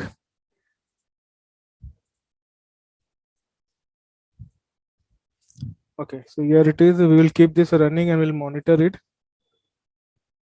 Still not done. Let me go with the next process. Importing will not be possible because we don't have a target client. Sorry, another system. So here it is. So this is done. We are only in the monitoring process. Now comes your, after doing the client copy, what you can do is that you can restrict client copy. What you can do is that restrict client copy by making it no overwriting, so that nobody cannot, anyone else cannot start a client copy on this client in the future by mistake. Okay, by mistake someone start, instead of giving the target clients as 100. Okay, sorry, in case if giving the target clients as 200 and they give it by mistake as 100 and they start the client copy, it will start getting overwritten on your the client 100. So to avoid this mistake, what you can do is that you can go into SCC4, have come in your client, and you can make this setting no restriction. You can make this setting as no overwriting. If you select this no overwriting, then no one can by mistakenly overwrite your client in the future. Is it clear? Yes. Okay, so now let us move forward for the next step, which is client delete. How to delete a client. So before deleting a client, let me first create a client.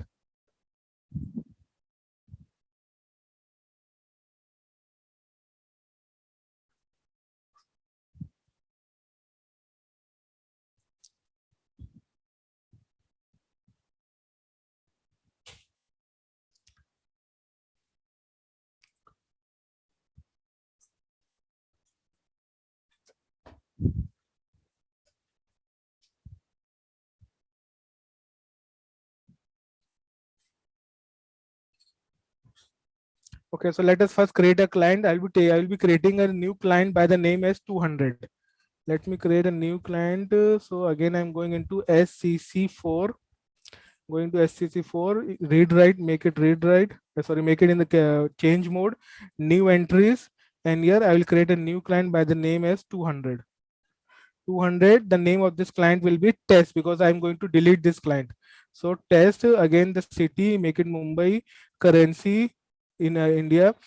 client role, test. Rest of the settings I will make it is as the default setting. I don't need to make the changes now, but just for your understanding, I'm making these changes to no overwriting. Just for your understanding, I'm making it as no overwriting. Okay, I've created a new client 200 with the default setting only, except is production level. Now after creating this client, I'm going into local client copy SCCLN. I'm going into SCCLN. I'm going into this client. Okay, again I'm taking the source client as 000. Target client now it will be 200. The target client here it should be 200. Okay, because I'm doing a client copy from 000 to 200. Again the profile will be the same.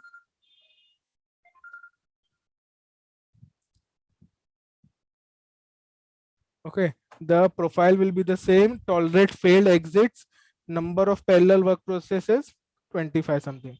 Okay, and then I can directly go for direct execution.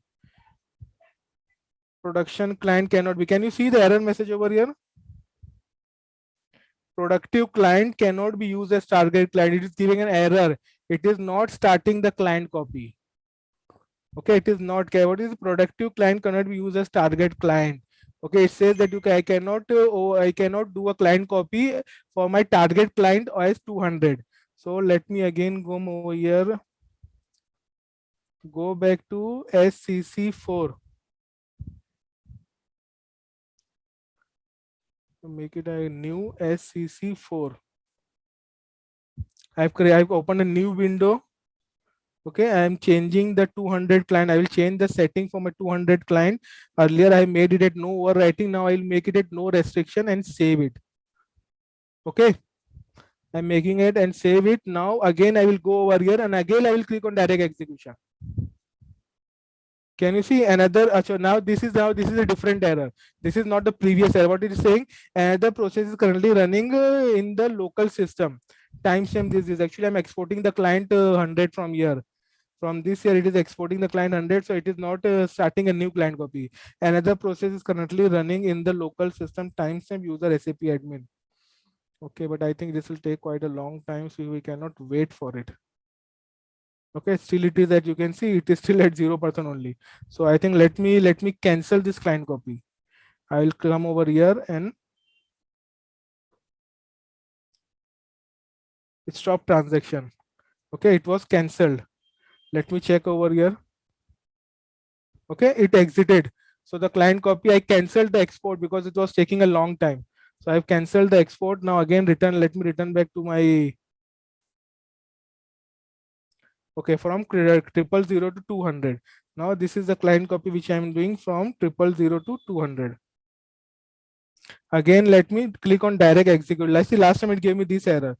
Another process is currently running. So let me execute it again. Okay, can you see it has started executing? It has started running. Now I can monitor it from SCC3. Okay, you can see over here. It has taken, it is 10 seconds. It has run so far 10 seconds. It is now in the analysis phase.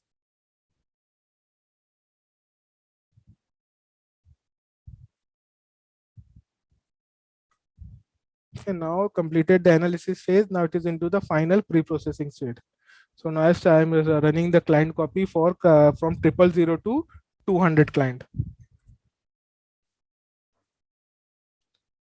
Local client target.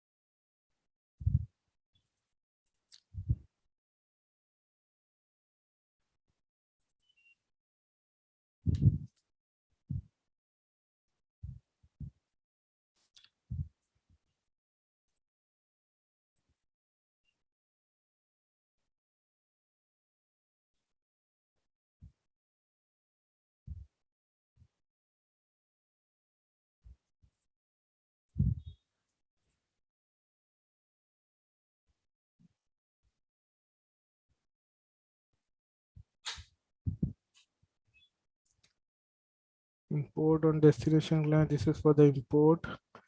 S4Q. Target client for the import 325. Monitor.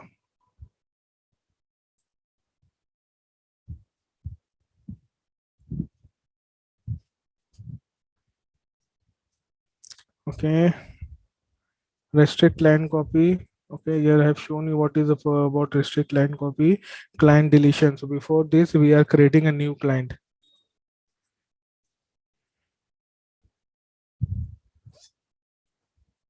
Okay, so it is now starting with the client copy. It is almost run time is 145 seconds. It has only started with 5 work processes. Okay, so it has increased to 18 work process now.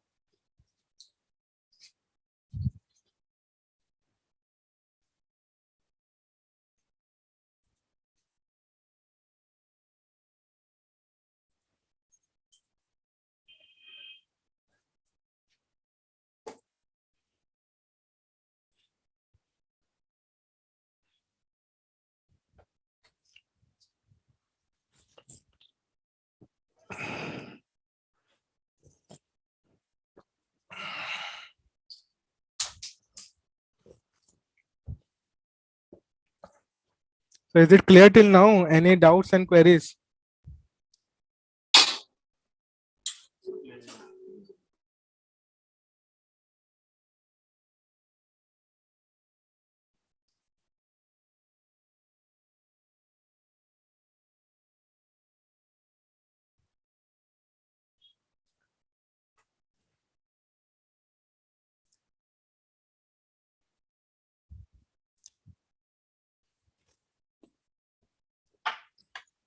Okay, my client copy for 100 was finished.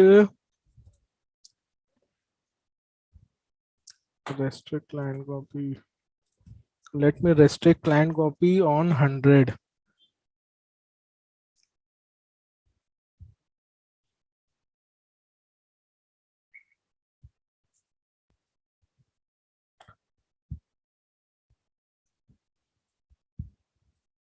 So for the 100, I'm changing the production level from no restriction to no overwriting, so that nobody mistakenly start a client copy again on 100. Okay, so here I'm saving it, and this is now when I do this, nobody will be able to do a client copy on this target client.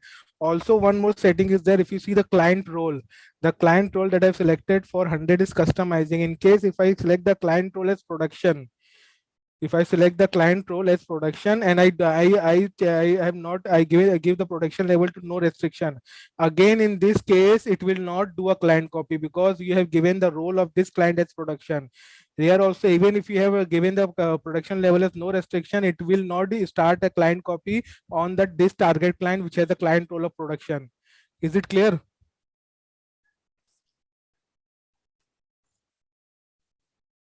Yes. Okay, so I have changed it.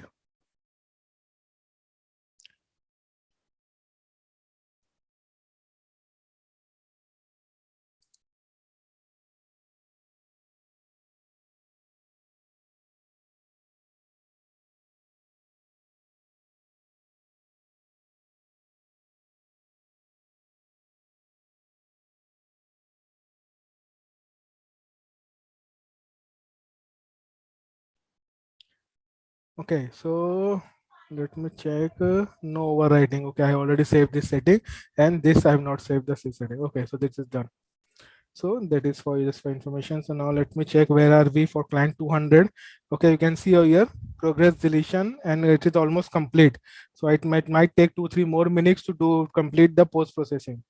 So we'll wait for that post processing to complete.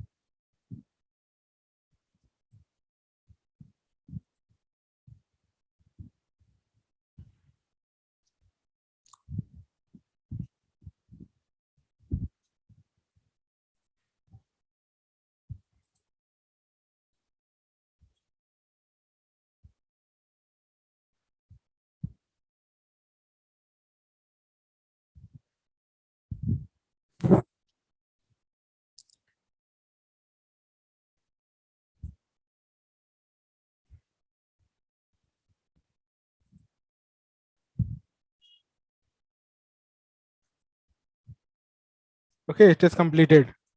So here you can see over here that my client copy for client 200 has completed.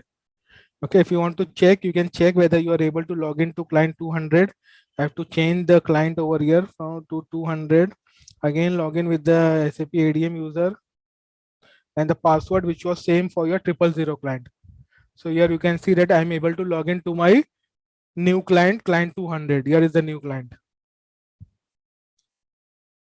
So now new client, I created a new client 200. I did a client copy from 100 to 200. Now I will delete that client. Now I'm going to delete the client 200. I'm going to delete the client 200. So normally again, if you are using the old T code SCC9, I think on what is the T code for deleting SCC5. If you are using the old T code SCC5, you have to log in to the target client. The target client means the client that you want to delete. You have to log into that client and you have to run SCC5 and you have to delete that client. But again here with the new T code, you don't have to log into the target client. You can delete it from another client also. So right now I am logged in into client 100 and from here I am running the T code SCC5N. So here I'm running the client. It's asking me which client to delete. So here I'm selecting the client from here. I am selecting the client 200, the test client. So I want to delete the client 200.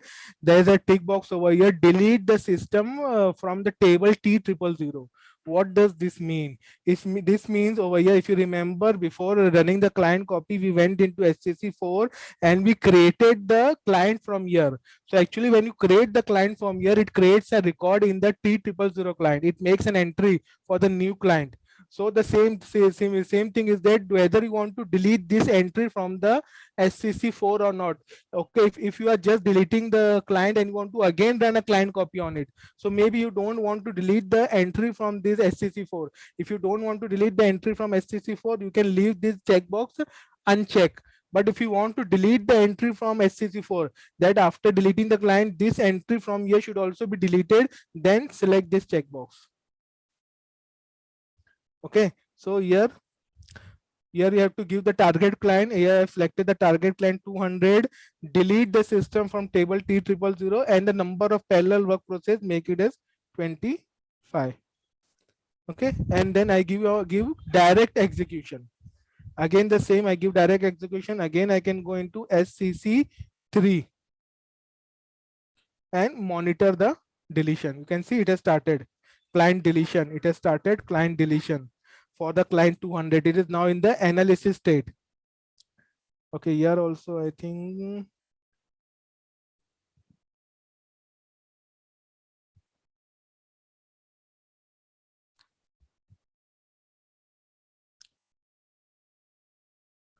monitor import, monitor local client copy, monitor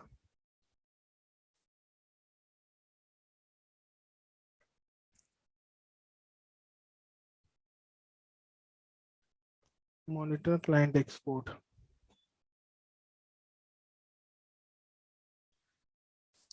I think here also in this case also you can monitor it from there itself.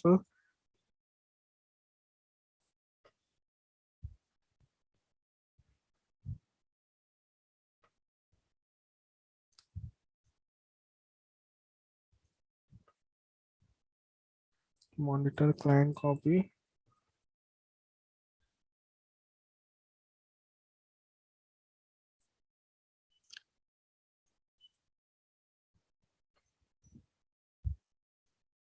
Monitor again client copy from your remote client copy, local client copy, monitor client export, and here you can have to do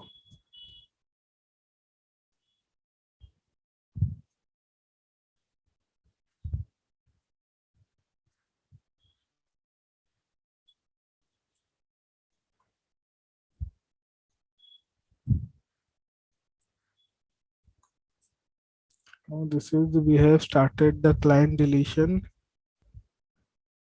and we are in the monitoring phase.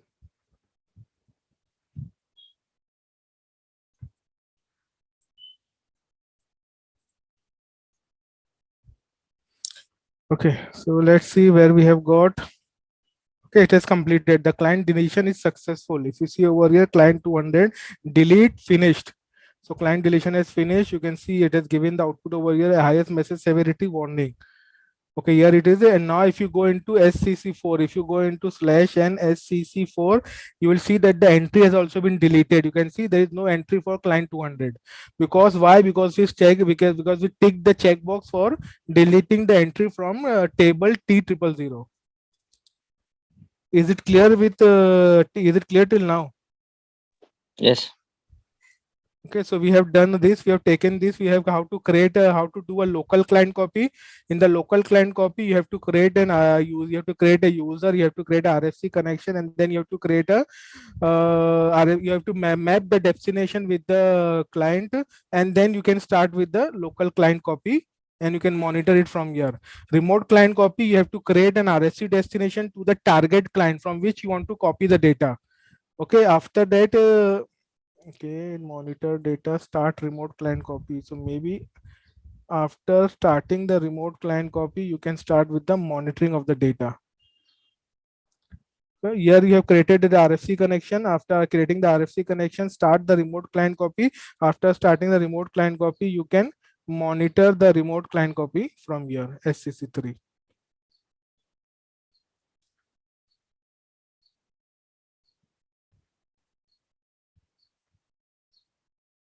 Create a user, RFC destination, map client 4 5 monitor, then 1 2 3 monitor client, 1 start export, monitor client export, and then you have to start the import on destination system, and then you have to let me use the same naming, target, start import on target system, monitor import on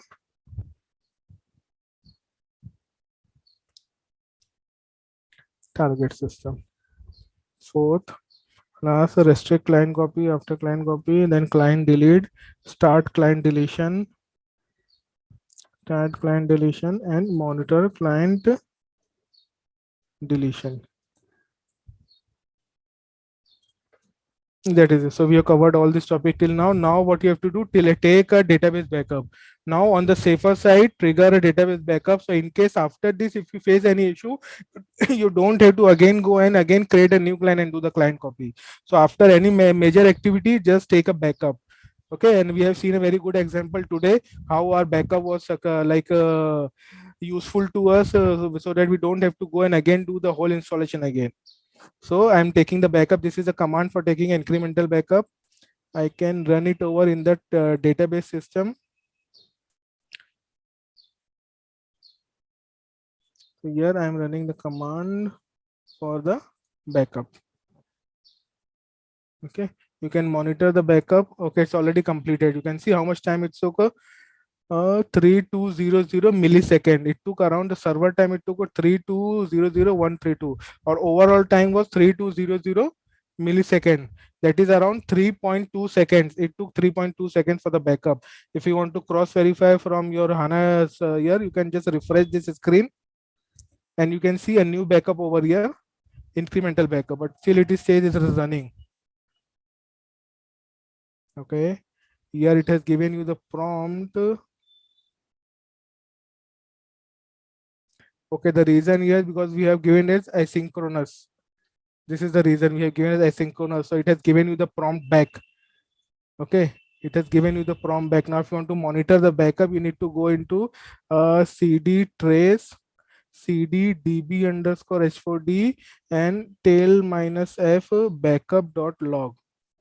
So you can see 67% is completed till now, 74%.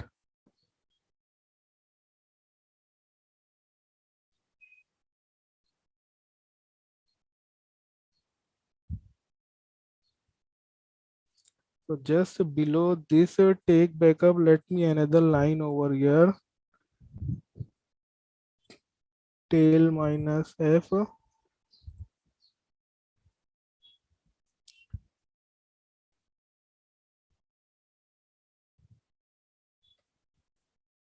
But here I need to.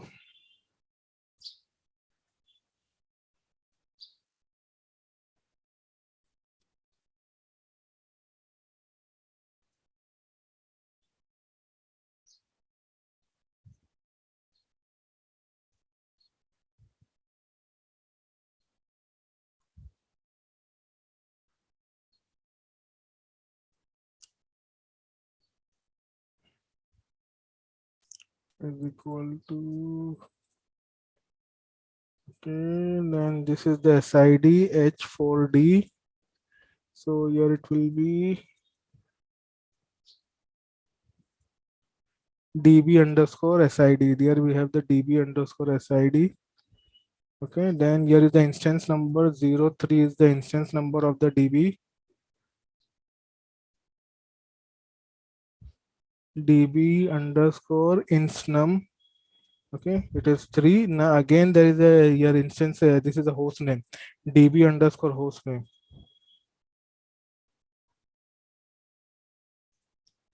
DB underscore host name. Okay, one last thing, again there is a SID over here, DB underscore SID. So let me just copy this part from here, copy and change it over here. Now this is a complete command over here. So in case even if you change the SID, the instance number, host name from this sheet over here, from the information sheet, it will be updated over here. So just copy paste and it will work.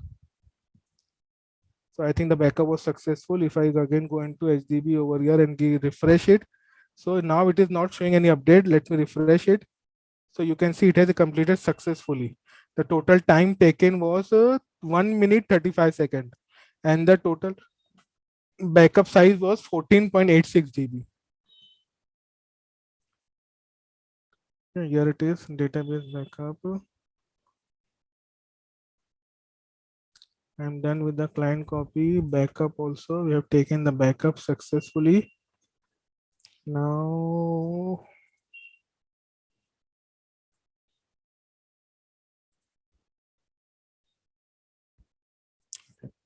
after every backup command, I can just run the tail minus f command. Okay, so here I'm taking a backup from the command line. If you're not comfortable with the command line, or you have not worked mostly on the Linux command line, then you can directly go and take the backup from your HANA Studio. Is it clear? This is just for faster execution. If you are not comfortable with the command line, you can come over here in the HANA Studio. You can right click over here and you can take a backup and recovery. Backup. You can trigger a backup tenant database. Backup tenant database. Okay, you select the tenant database that you want to backup, click on next. Here in the backup type, you have to select a differential or an incremental backup. You can take a full backup also, no issue. You can take a complete backup also, but the problem is that if you take a complete backup, your complete backup size is of around 80 GB. Okay, so the more full backup you will take, the more disk space it will utilize, and you won't be able to have bigger more number of like a backup option. So now if you see, I have the backup since 11th of June. From the 11th of June, after that I have two incremental backups, and also in between I have my log backups also. So I can restore any point in time recovery after my 11th June, because this is my full database backup 11th on June at 8 hours 21 minutes. So after this time I can restore any point in time recovery. Okay, if I try to take full backup every time it will take 80 GB of full backup. So it's like saving this full backup, multiple full backup is not possible on your disk. Okay, so if you see, only the second backup is for 7 GB and this third backup is for 14 GB. Total to this size is of 21 GB. So instead of taking a full backup of 80 GB, I have taken two incremental backups here. So this was done. Okay. And client deletion successful. We are logging into the new client 100. We are logging to the new client. So this is also log off and login to the new client. So we are logging to the new client. Till here we have completed. Is it clear with everyone?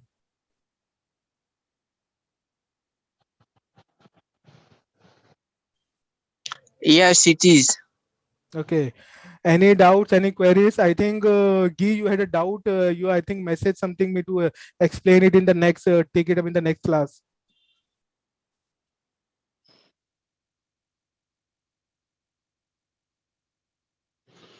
No queries for me. Okay, no problem. Okay, then we'll take a 10 minutes break and we'll again meet after 10 minutes. Is okay? Or you want me to continue? We can continue. No issues with me. Okay. Anyone else wants to continue or take a break? We can continue. Continue, please. Who is this? I'm not able to hear the voice.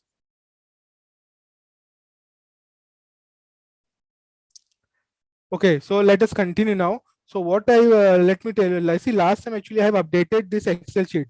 Okay, actually depends on my, like I improvise this Excel sheet as and depending on the requirement. So last time, if you remember, we had this logical system before creating the client copy. Sorry, at the time before creating the client copy. So we created the logical system and then we did the client copy. And during the time of creating the client copy, somewhere here, at the time of creating the new client, we assign that logical system to the new client. But if you see the change over here, I have moved that logical system process after client copy. Now, what is the reason for that? The reason for that is that because see, when before at the time of this client copy, I didn't had any new client in the system. So I created the logical system in when I was in the 000 client. Is it clear with everyone? I created the logical system while I was in the 000 client. And because I was in the 000 client, when I created the logical system, it was created under my 000 client. Here, if you see over here, in the 000 client under the workbench request for target quality system, I created my logical system. So this was because before creating the client, I created the logical system. So it asked for a TR request and I created that TR request. See, normally this is not advisable, you can say, or this is not a good practice in your actual professional environment. Why? Because no, it's not a good practice to create any TR in a client other than your customizing or golden client. Here I created a client in my 000. I created a TR in my 000 client. It was not a good practice. So this is because of this, I have changed the Excel sheet and I've changed the Excel sheet and I moved the logical system part after creating the client. So now after you create a new client without the logical system, after this you log in into the new client, and in the new client 100, you create the logical system. It will ask you for a TR, create the logical system BD54, this logical system name. It will ask you to ask you to create a TR. This is the name of the TR. After creating the logical system, again go into SCC4 and assign the logical system to that client. Am I clear in this? You understand why I have shifted it to after creating the client?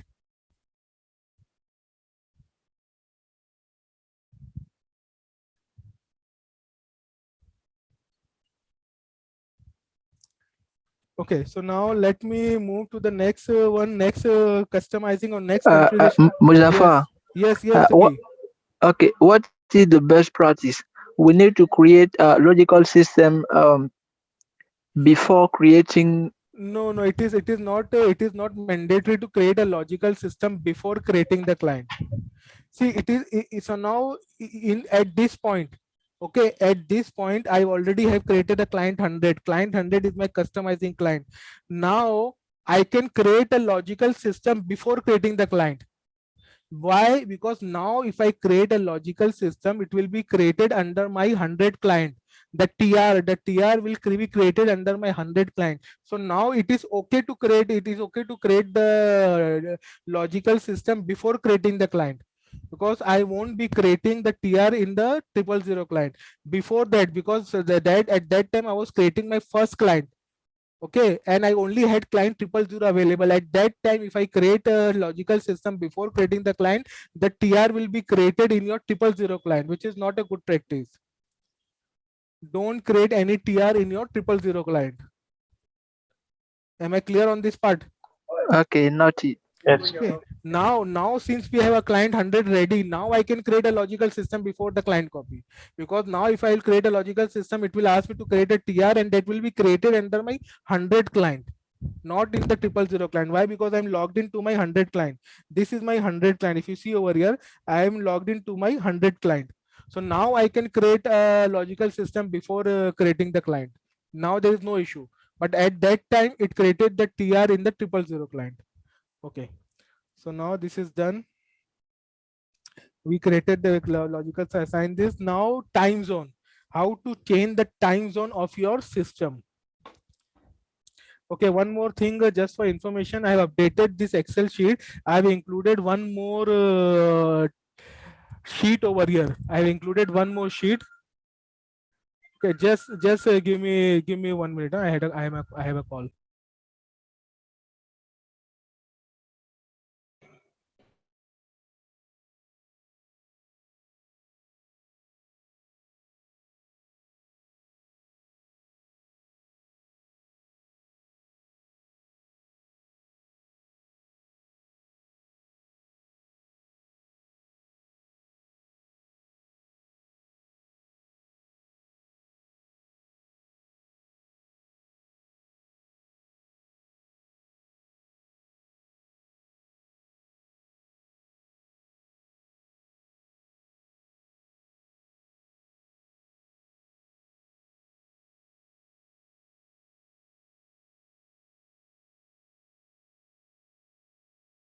Sorry for the interruption. So I've added one more sheet in our Excel sheet, and this is still in work in progress. It's still not a final sheet. So what I've done is that I have taken up all the T codes for the basis related T codes, and I put it under different headings. For example, monitoring related T codes. So these are the monitoring related T codes. These are for the profile parameters, and then for your transport management system, and these are for your clients related. And actually the part is remaining in the next next field over here. In the next column, I'll be adding the headings for this T code. So it needs some time. So maybe in the next class, next week, I will be completing with this. Let's see. So under every different headings, users and roles, support packages and add-ons, Fiori. So that is it. So I've just made over here. So if you want to review it, you can come. These are the T codes which are still, I am not put it under any category. So these are still open for it. Okay, let's see. So again, coming back over here, configuration. So let us come to the time zone category, how you can change the time zone of your system. Okay, the default, if you see, or if you want to see the default time zone, you can go into /STZAD. Okay, you can run ST, you can see the T code here is C. STZAC, C is for change. If you don't want to change the setting, if you just want to display it, you can run STZAD and execute. You will see the current time zone. You can see the current time zone of your system. So the current system time zone is Central European Time Zone. CET means Central European Time Zone. Here CET, here it is. Central European Time Zone. It is plus 1 hour. So it is 1 hour above the GMT time zone. I think the GMT time zone is 500. It is here or not? No, the GMT time zone is not here. So just for your understanding, we in India, the India time zone is plus 5.5 hours. The India time zone is plus 5.5 hours of your GMT time. GMT time is 00. India time is plus 5.5. India is ahead 5.5 hours. But if you see the Central European time, this is ahead 1 hour from the GMT time. So if you calculate, if you compare from your India time from the CET, so the CET time will be minus 4 hours 30 minutes. Is that clear with everyone? Any doubt? No. Okay, so this is your time zone over here. So I think Salesh has not logged in today. He is in this time zone, the Central European time zone. 4 hours and 40 minutes behind India.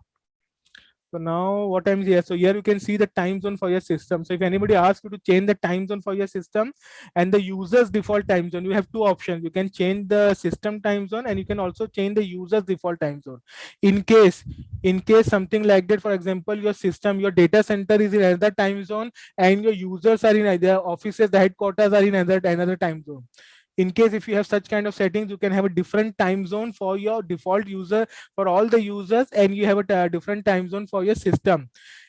In a further case, if you have a default if you have some category of the users, which are in a different time zone, so if you want to do that, then all the user have to go into their own settings. Sorry, SAP they have to go into their own settings.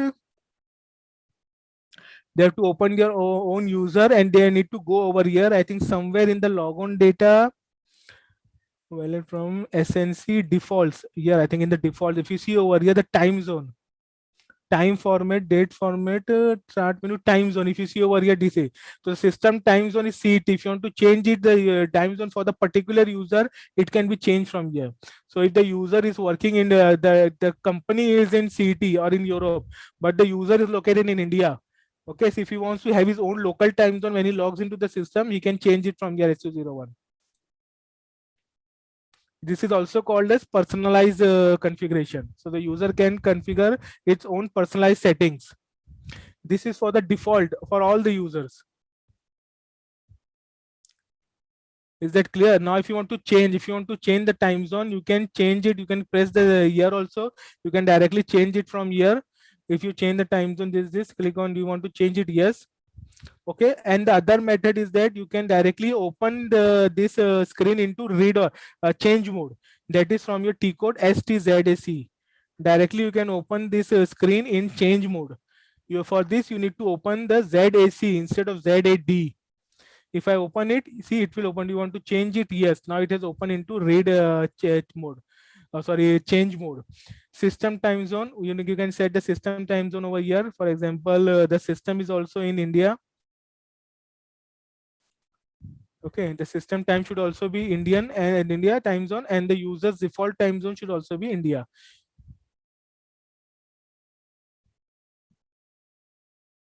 Okay, and after doing this, now click on save.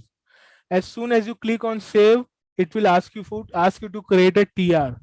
Okay, most of the configuration part, wherever you make a changes, it will ask you to create a TR. This also it will ask you to create a TR. So in this screen, if you click over here, if you have an existing open TR, you can click on this option and you can select the existing TR from here and save that changes into that TR.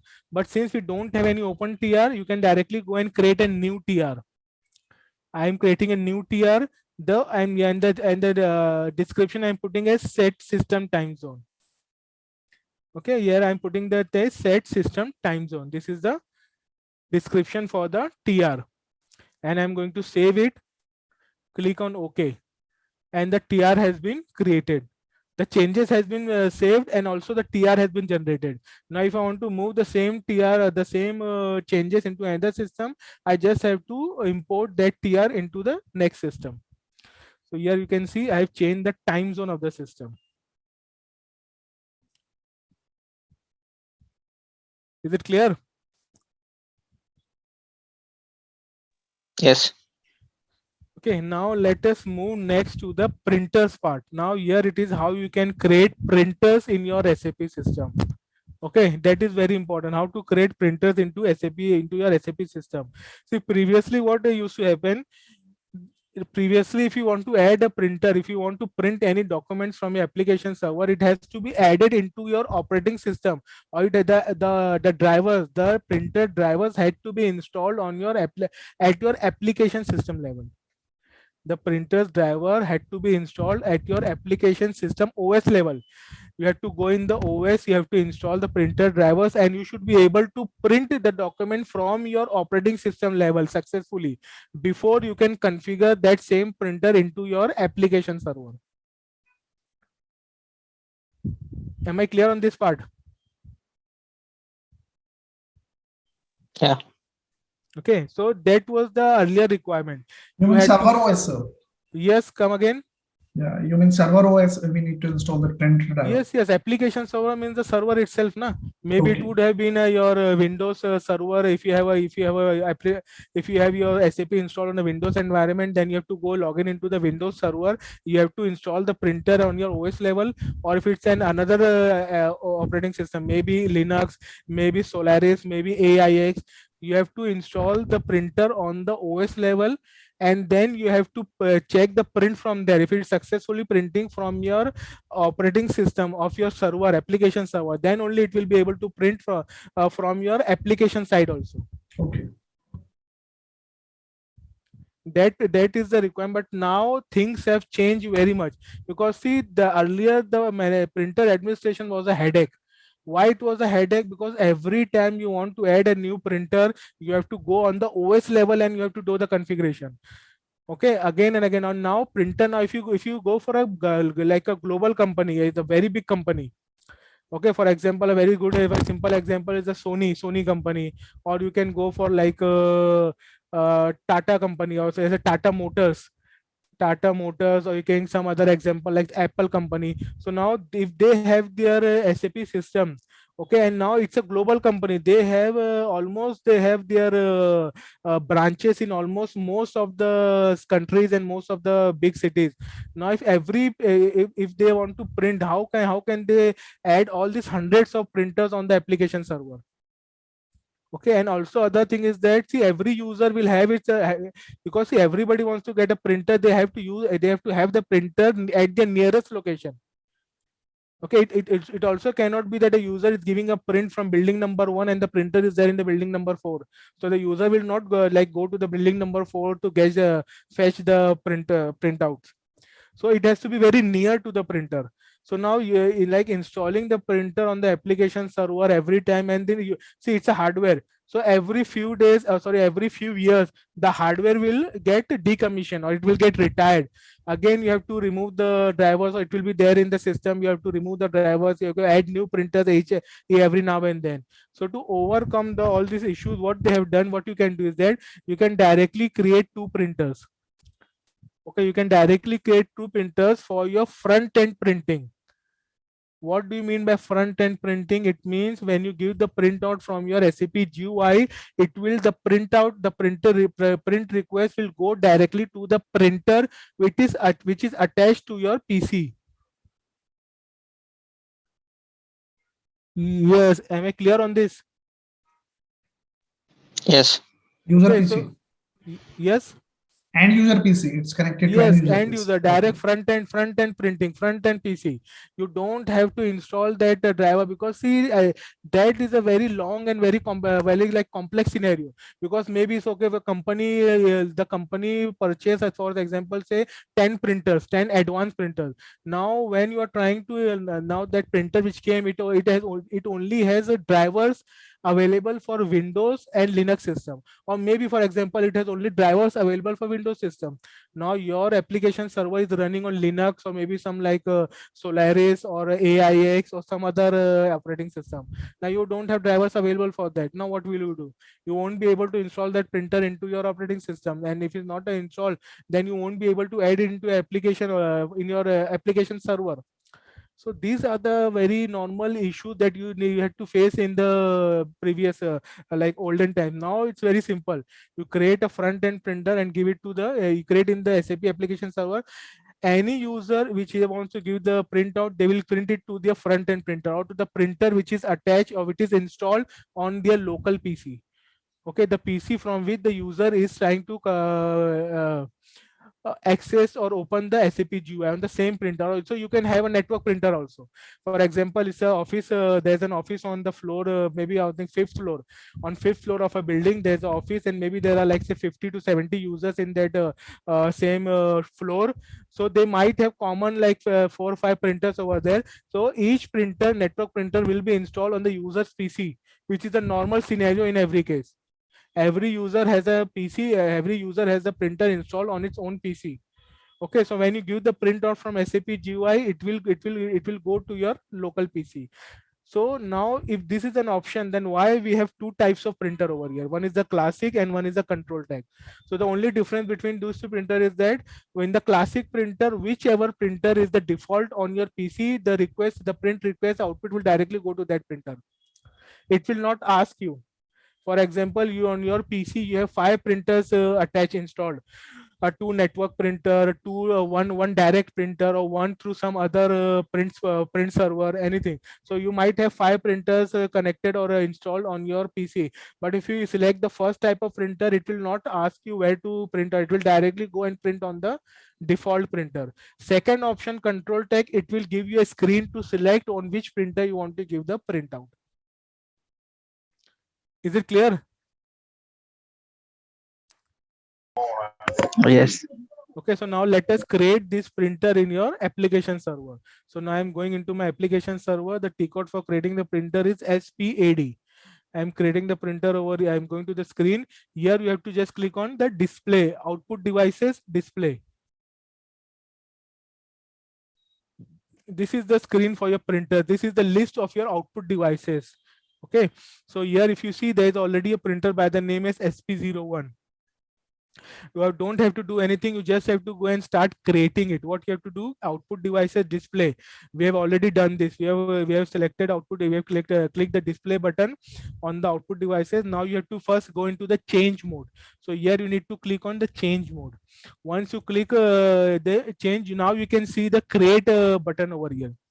So after clicking change, click on the create button. So now here I'm clicking the create button. Now here you have to give all the details of the printer that you want to create.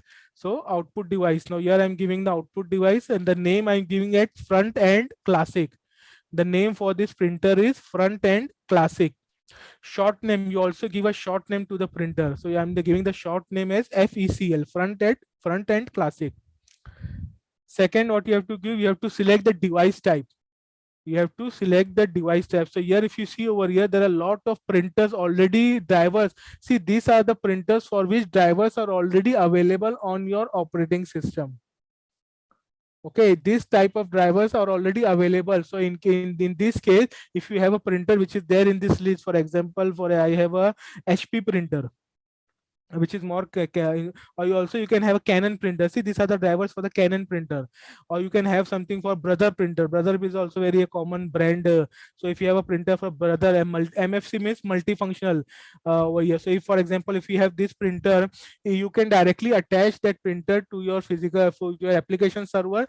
In that case, you don't have to install the driver on your operating system, because the driver is already available on your application server.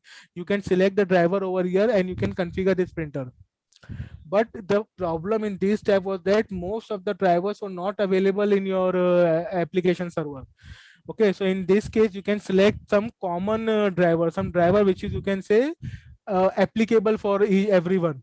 So this is the driver SAP Win. So let me select the driver SAP Win, SAP. So you have gone into SAP and Win. So here is SAP Win and MS Microsoft Windows driver Latin -1. So the same driver over here, MS Windows driver Latin -1. So select this driver. Then what you have to do, you have to go into change the access method. You are now in the device attributes. See, you are now in this tab.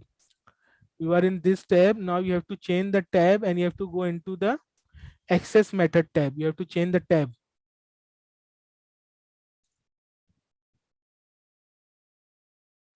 You have to go into the access method tab over here. In the access method, here you have to select the host spool access method. How do you want to access the spool of the host? So you will see printing on front end computer. Okay, printing on front end computer. So here you can see printing on front end, F, printing on front end computer. Select this spool access method, and then what will be the host printer? It will be, you have to give it default, __ default.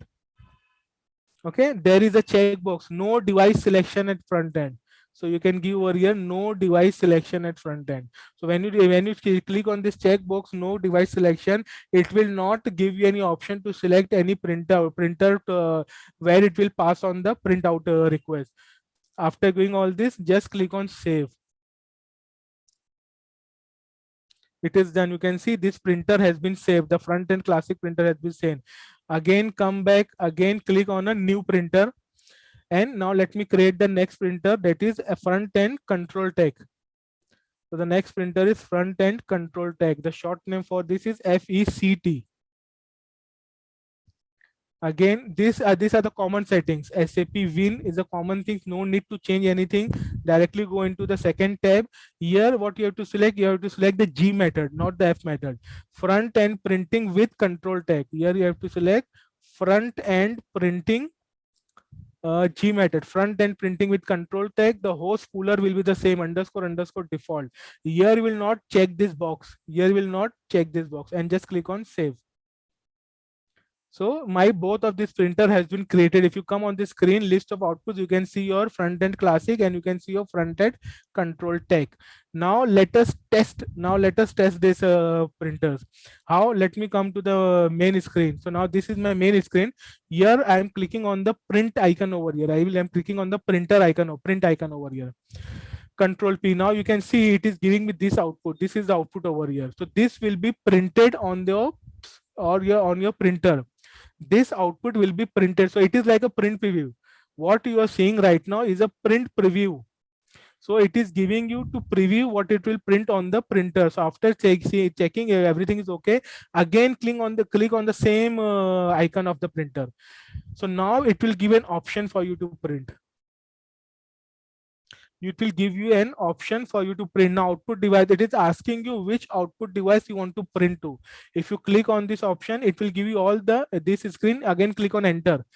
You will see all the output devices which are available. So you can see FECL, FECT, the control tag, and this is the LB01. So let me test with the first output device for front end classic.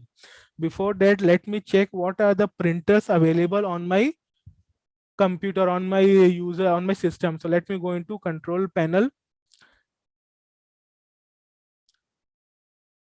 On the control panel, you have to go into printers and devices. Okay, here is an option devices and printers. Here I'm going into devices and printers. So if you see over here, the default printer for my system is Microsoft Print to PDF.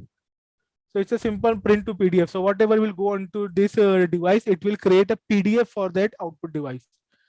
Okay, and the other device is Microsoft XPS document writer. So these are the two printers which are available on my system. Now let me go over here. Let me click on print. But see, again, if I click on print OK over here, it will not go. It will not print out on the printer, default printer. Why? Because if you see the print time, if you see that this the last option over here, see what it is saying as of now. SAP spool only for now. When you see SAP spool, it means it will not directly print the output on your printer. What it will do, it will only spool it for now. Spool means it will save into your database. It will save the output in your database. It will not directly go and print it. Is it clear? It will not go and directly print the output. So let us go through this option only. Let us go through the spool or for now option only. So when I click on OK, so when I click on OK, so now if you see it is asking for the formatting, the format and all, you just click on OK. Now if you see the message on your status bar, if you see the message on your status bar, what is it saying? It is saying that spool request number created without immediate output. It means it has spooled the output, but it has not created immediate output. Means the output has not gone to the printer, not gone to the physical printer. It will not be print out. So it has only gone into your spool request. So how can you access your spool request? One method, you can go into system and you can click on own spool request. When you click on own spool request, it will show your spool request. So you can see over here, this is a spool request. If you see the, again, see the message, okay, I close the message over there. So this is the spool request. If you click on this option, above place, it will show you the output. See, this is the same output which you are trying to print on the printer. So this is the print preview of that output, but it has not printed it directly. It has only created a list. It has only saved it into your spool. Now you can go into your spool, you can again open the output, you can again print, you can review it finally, and you can go and print it directly from here, print directly. Now here is the icon to print it directly from here. Once I click in print it directly, now you will see output request created. If you can see the message in the status bar, output request created, and you can see it is asking you for the, see, since our default printer is Microsoft Print to PDF, so now it is asking you for the location in which you want to save the PDF file. So I will save it on my desktop location, and I will give the name as FECL. FECL classic. That is a front end classic, or maybe I think just give it simple as classic. So the name of my PDF I'm giving as classic, and I click on OK. So now if I go and check on my desktop, I will have one file available there.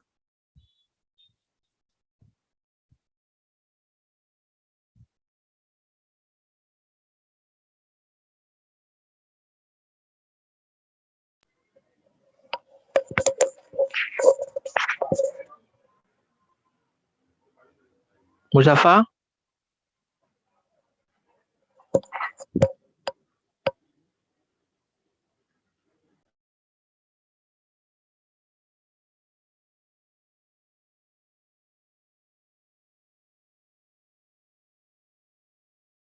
Someone can hear me? Yeah, I'm hearing you. Yes, yes.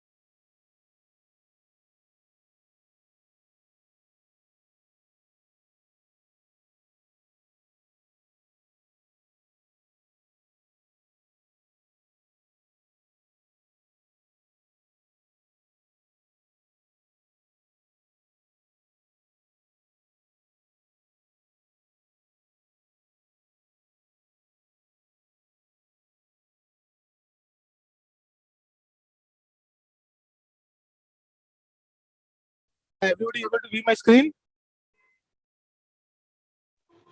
Yes. Yes, yes. Okay, sorry, Yes. there was some internet connection, so it got disrupted.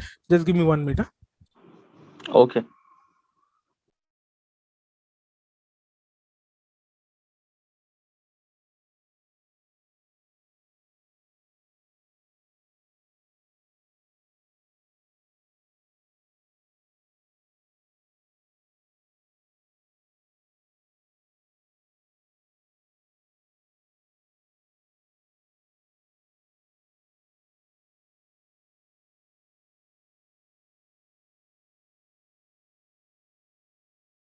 Yeah, sorry for the disruption.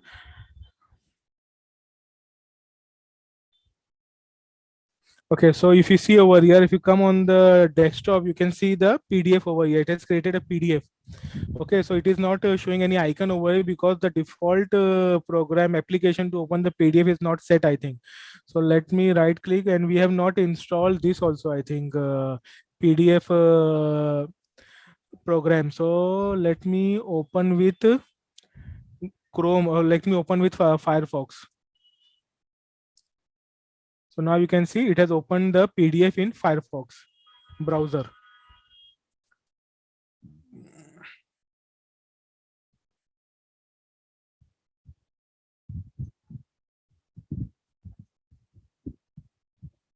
Yes, can you see the output over here? Yes, everyone. Yes. Okay, so there are total 3 pages of the printout which I gave. So here it is. So everybody, it's clear with everyone what we have done.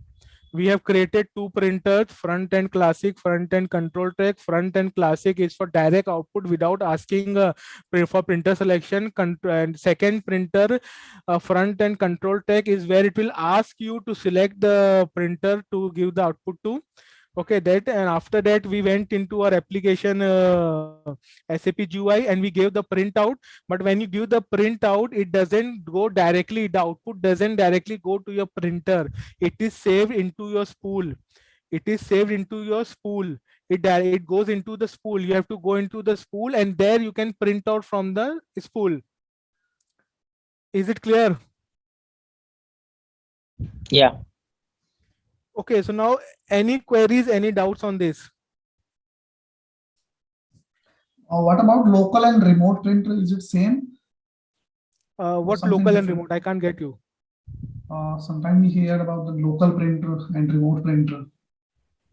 Remote printing, I think it may be the network printer. If you are printing on the network printer, it means you have a PC, or for example you have a laptop, but the printer is not attached to your laptop. You might have a print server, you might have a print server somewhere, another PC on which multiple printers are connected. That means that is your print server. So you can send the print to the print server. So that may be the remote printing. Okay. Local printing means when in the case where the printer is directly attached to your PC. That may be the case. And that short name, is it mandatory? What is benefit of giving that short name? Your voice is not clear. When we are creating that printer, we are giving a short name. What is when we are benefit creating of, what? Yeah, printer, new printer. So we are putting one short name there. Printer short name. Short name, yes, sure. We are putting what a short name. What is benefit of that short name? That is compulsory. You cannot create a printer without a short name. That is the only thing. Okay. Okay, so any doubts and query on this? No. Okay, so actually I'm quite surprised that nobody asks why is it required, why does the printout directly go to the spool? Why doesn't it directly go to the printer or by this? Didn't it clicked in your brain that, okay, why is this printer, if I want to print any request, then why it is going to the this one spool, and why it is not directly going to the printer? In printer setting, I think you have mentioned that create spool request. That is the technical part. See, that is the technical part. The application has provided you that option, but why this option? Why?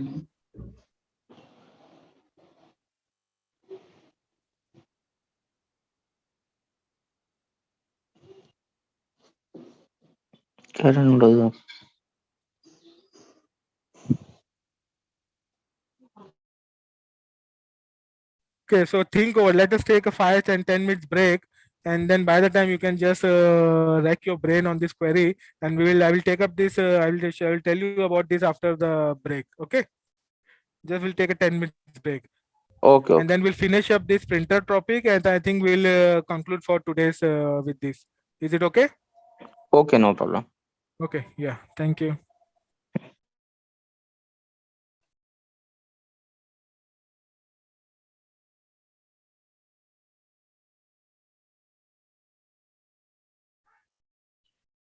Okay, so yes, did anybody got that answer or any ideas that about that?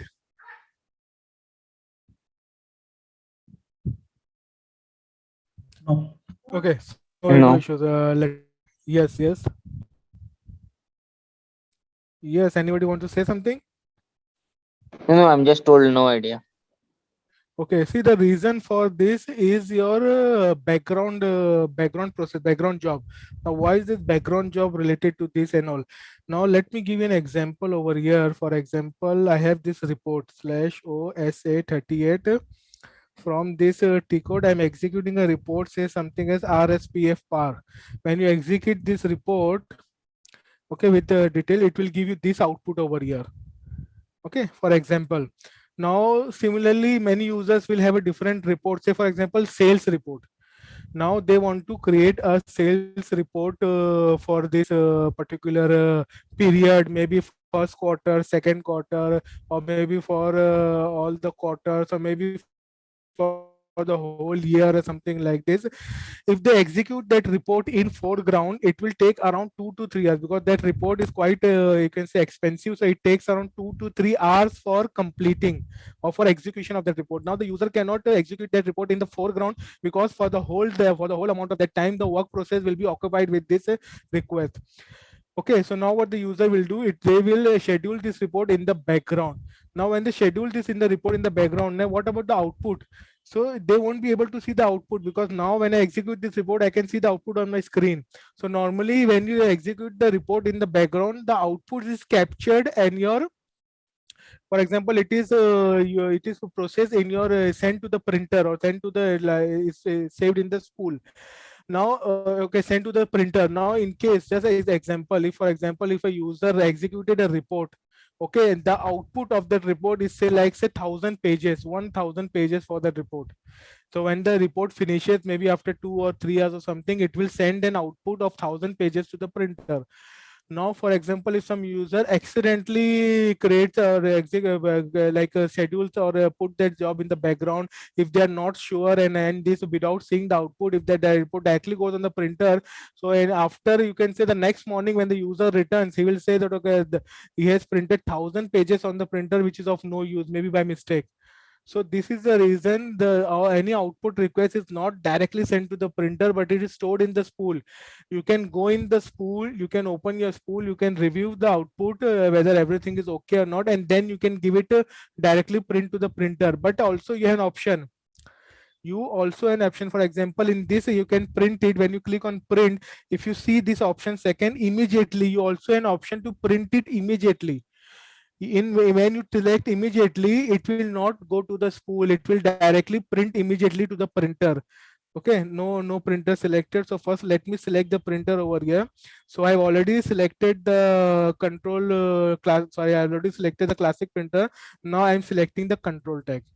I am selecting the control tag printer with the print option immediately. Now let me click on okay, formatting. Okay, can you see the difference now? Can you have you feel the difference? See, it is asking you to which printer do you want to print the request to. So you will observe two difference over here. First difference is that the request didn't go to the spool. It directly went to the printer.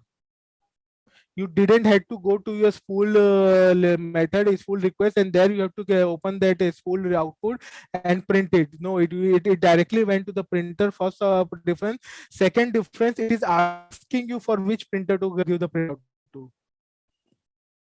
Am I clear in this? Yes, everyone.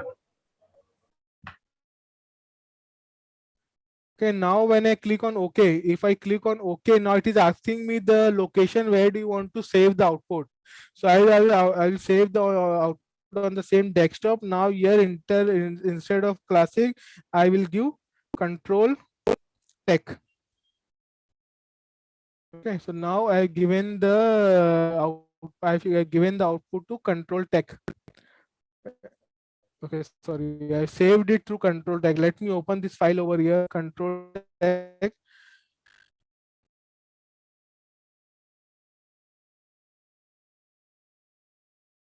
Can you see over here? Now this is the output of my report. In the report which I ran, RSPF bar. If you see the number of pages it has printed almost 104 pages. Okay, if some user by mistakenly, if he clicks on the print option without checking the output or any difference, now it will directly print and it will 104 pages will be wasted. So this is the reason you can print it to some you can print it to the spool, check the output, and then you can give the actual printout.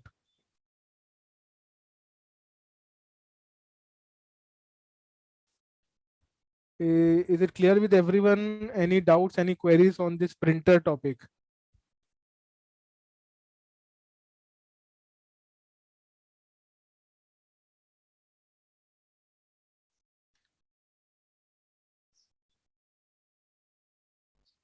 No. Anybody else?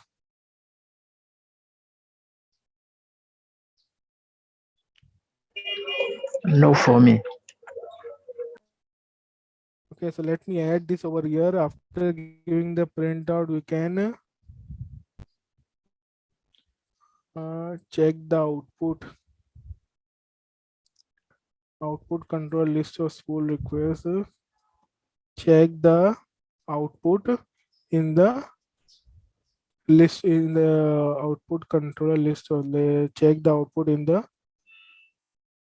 spool list.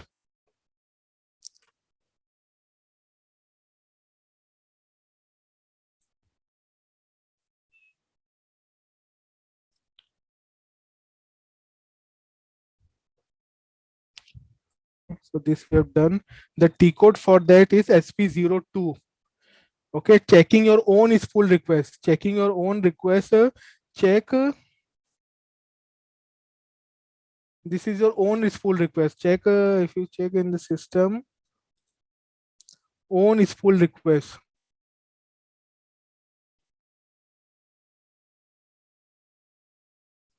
Own spool. Check your output in your own spool request.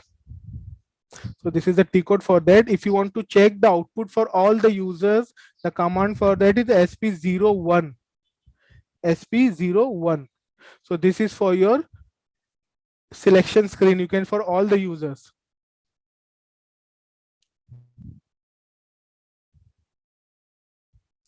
You can also have a screen where you can check the output. Okay, we can leave for that. You can just have it for SP01. Here it is. Check the output in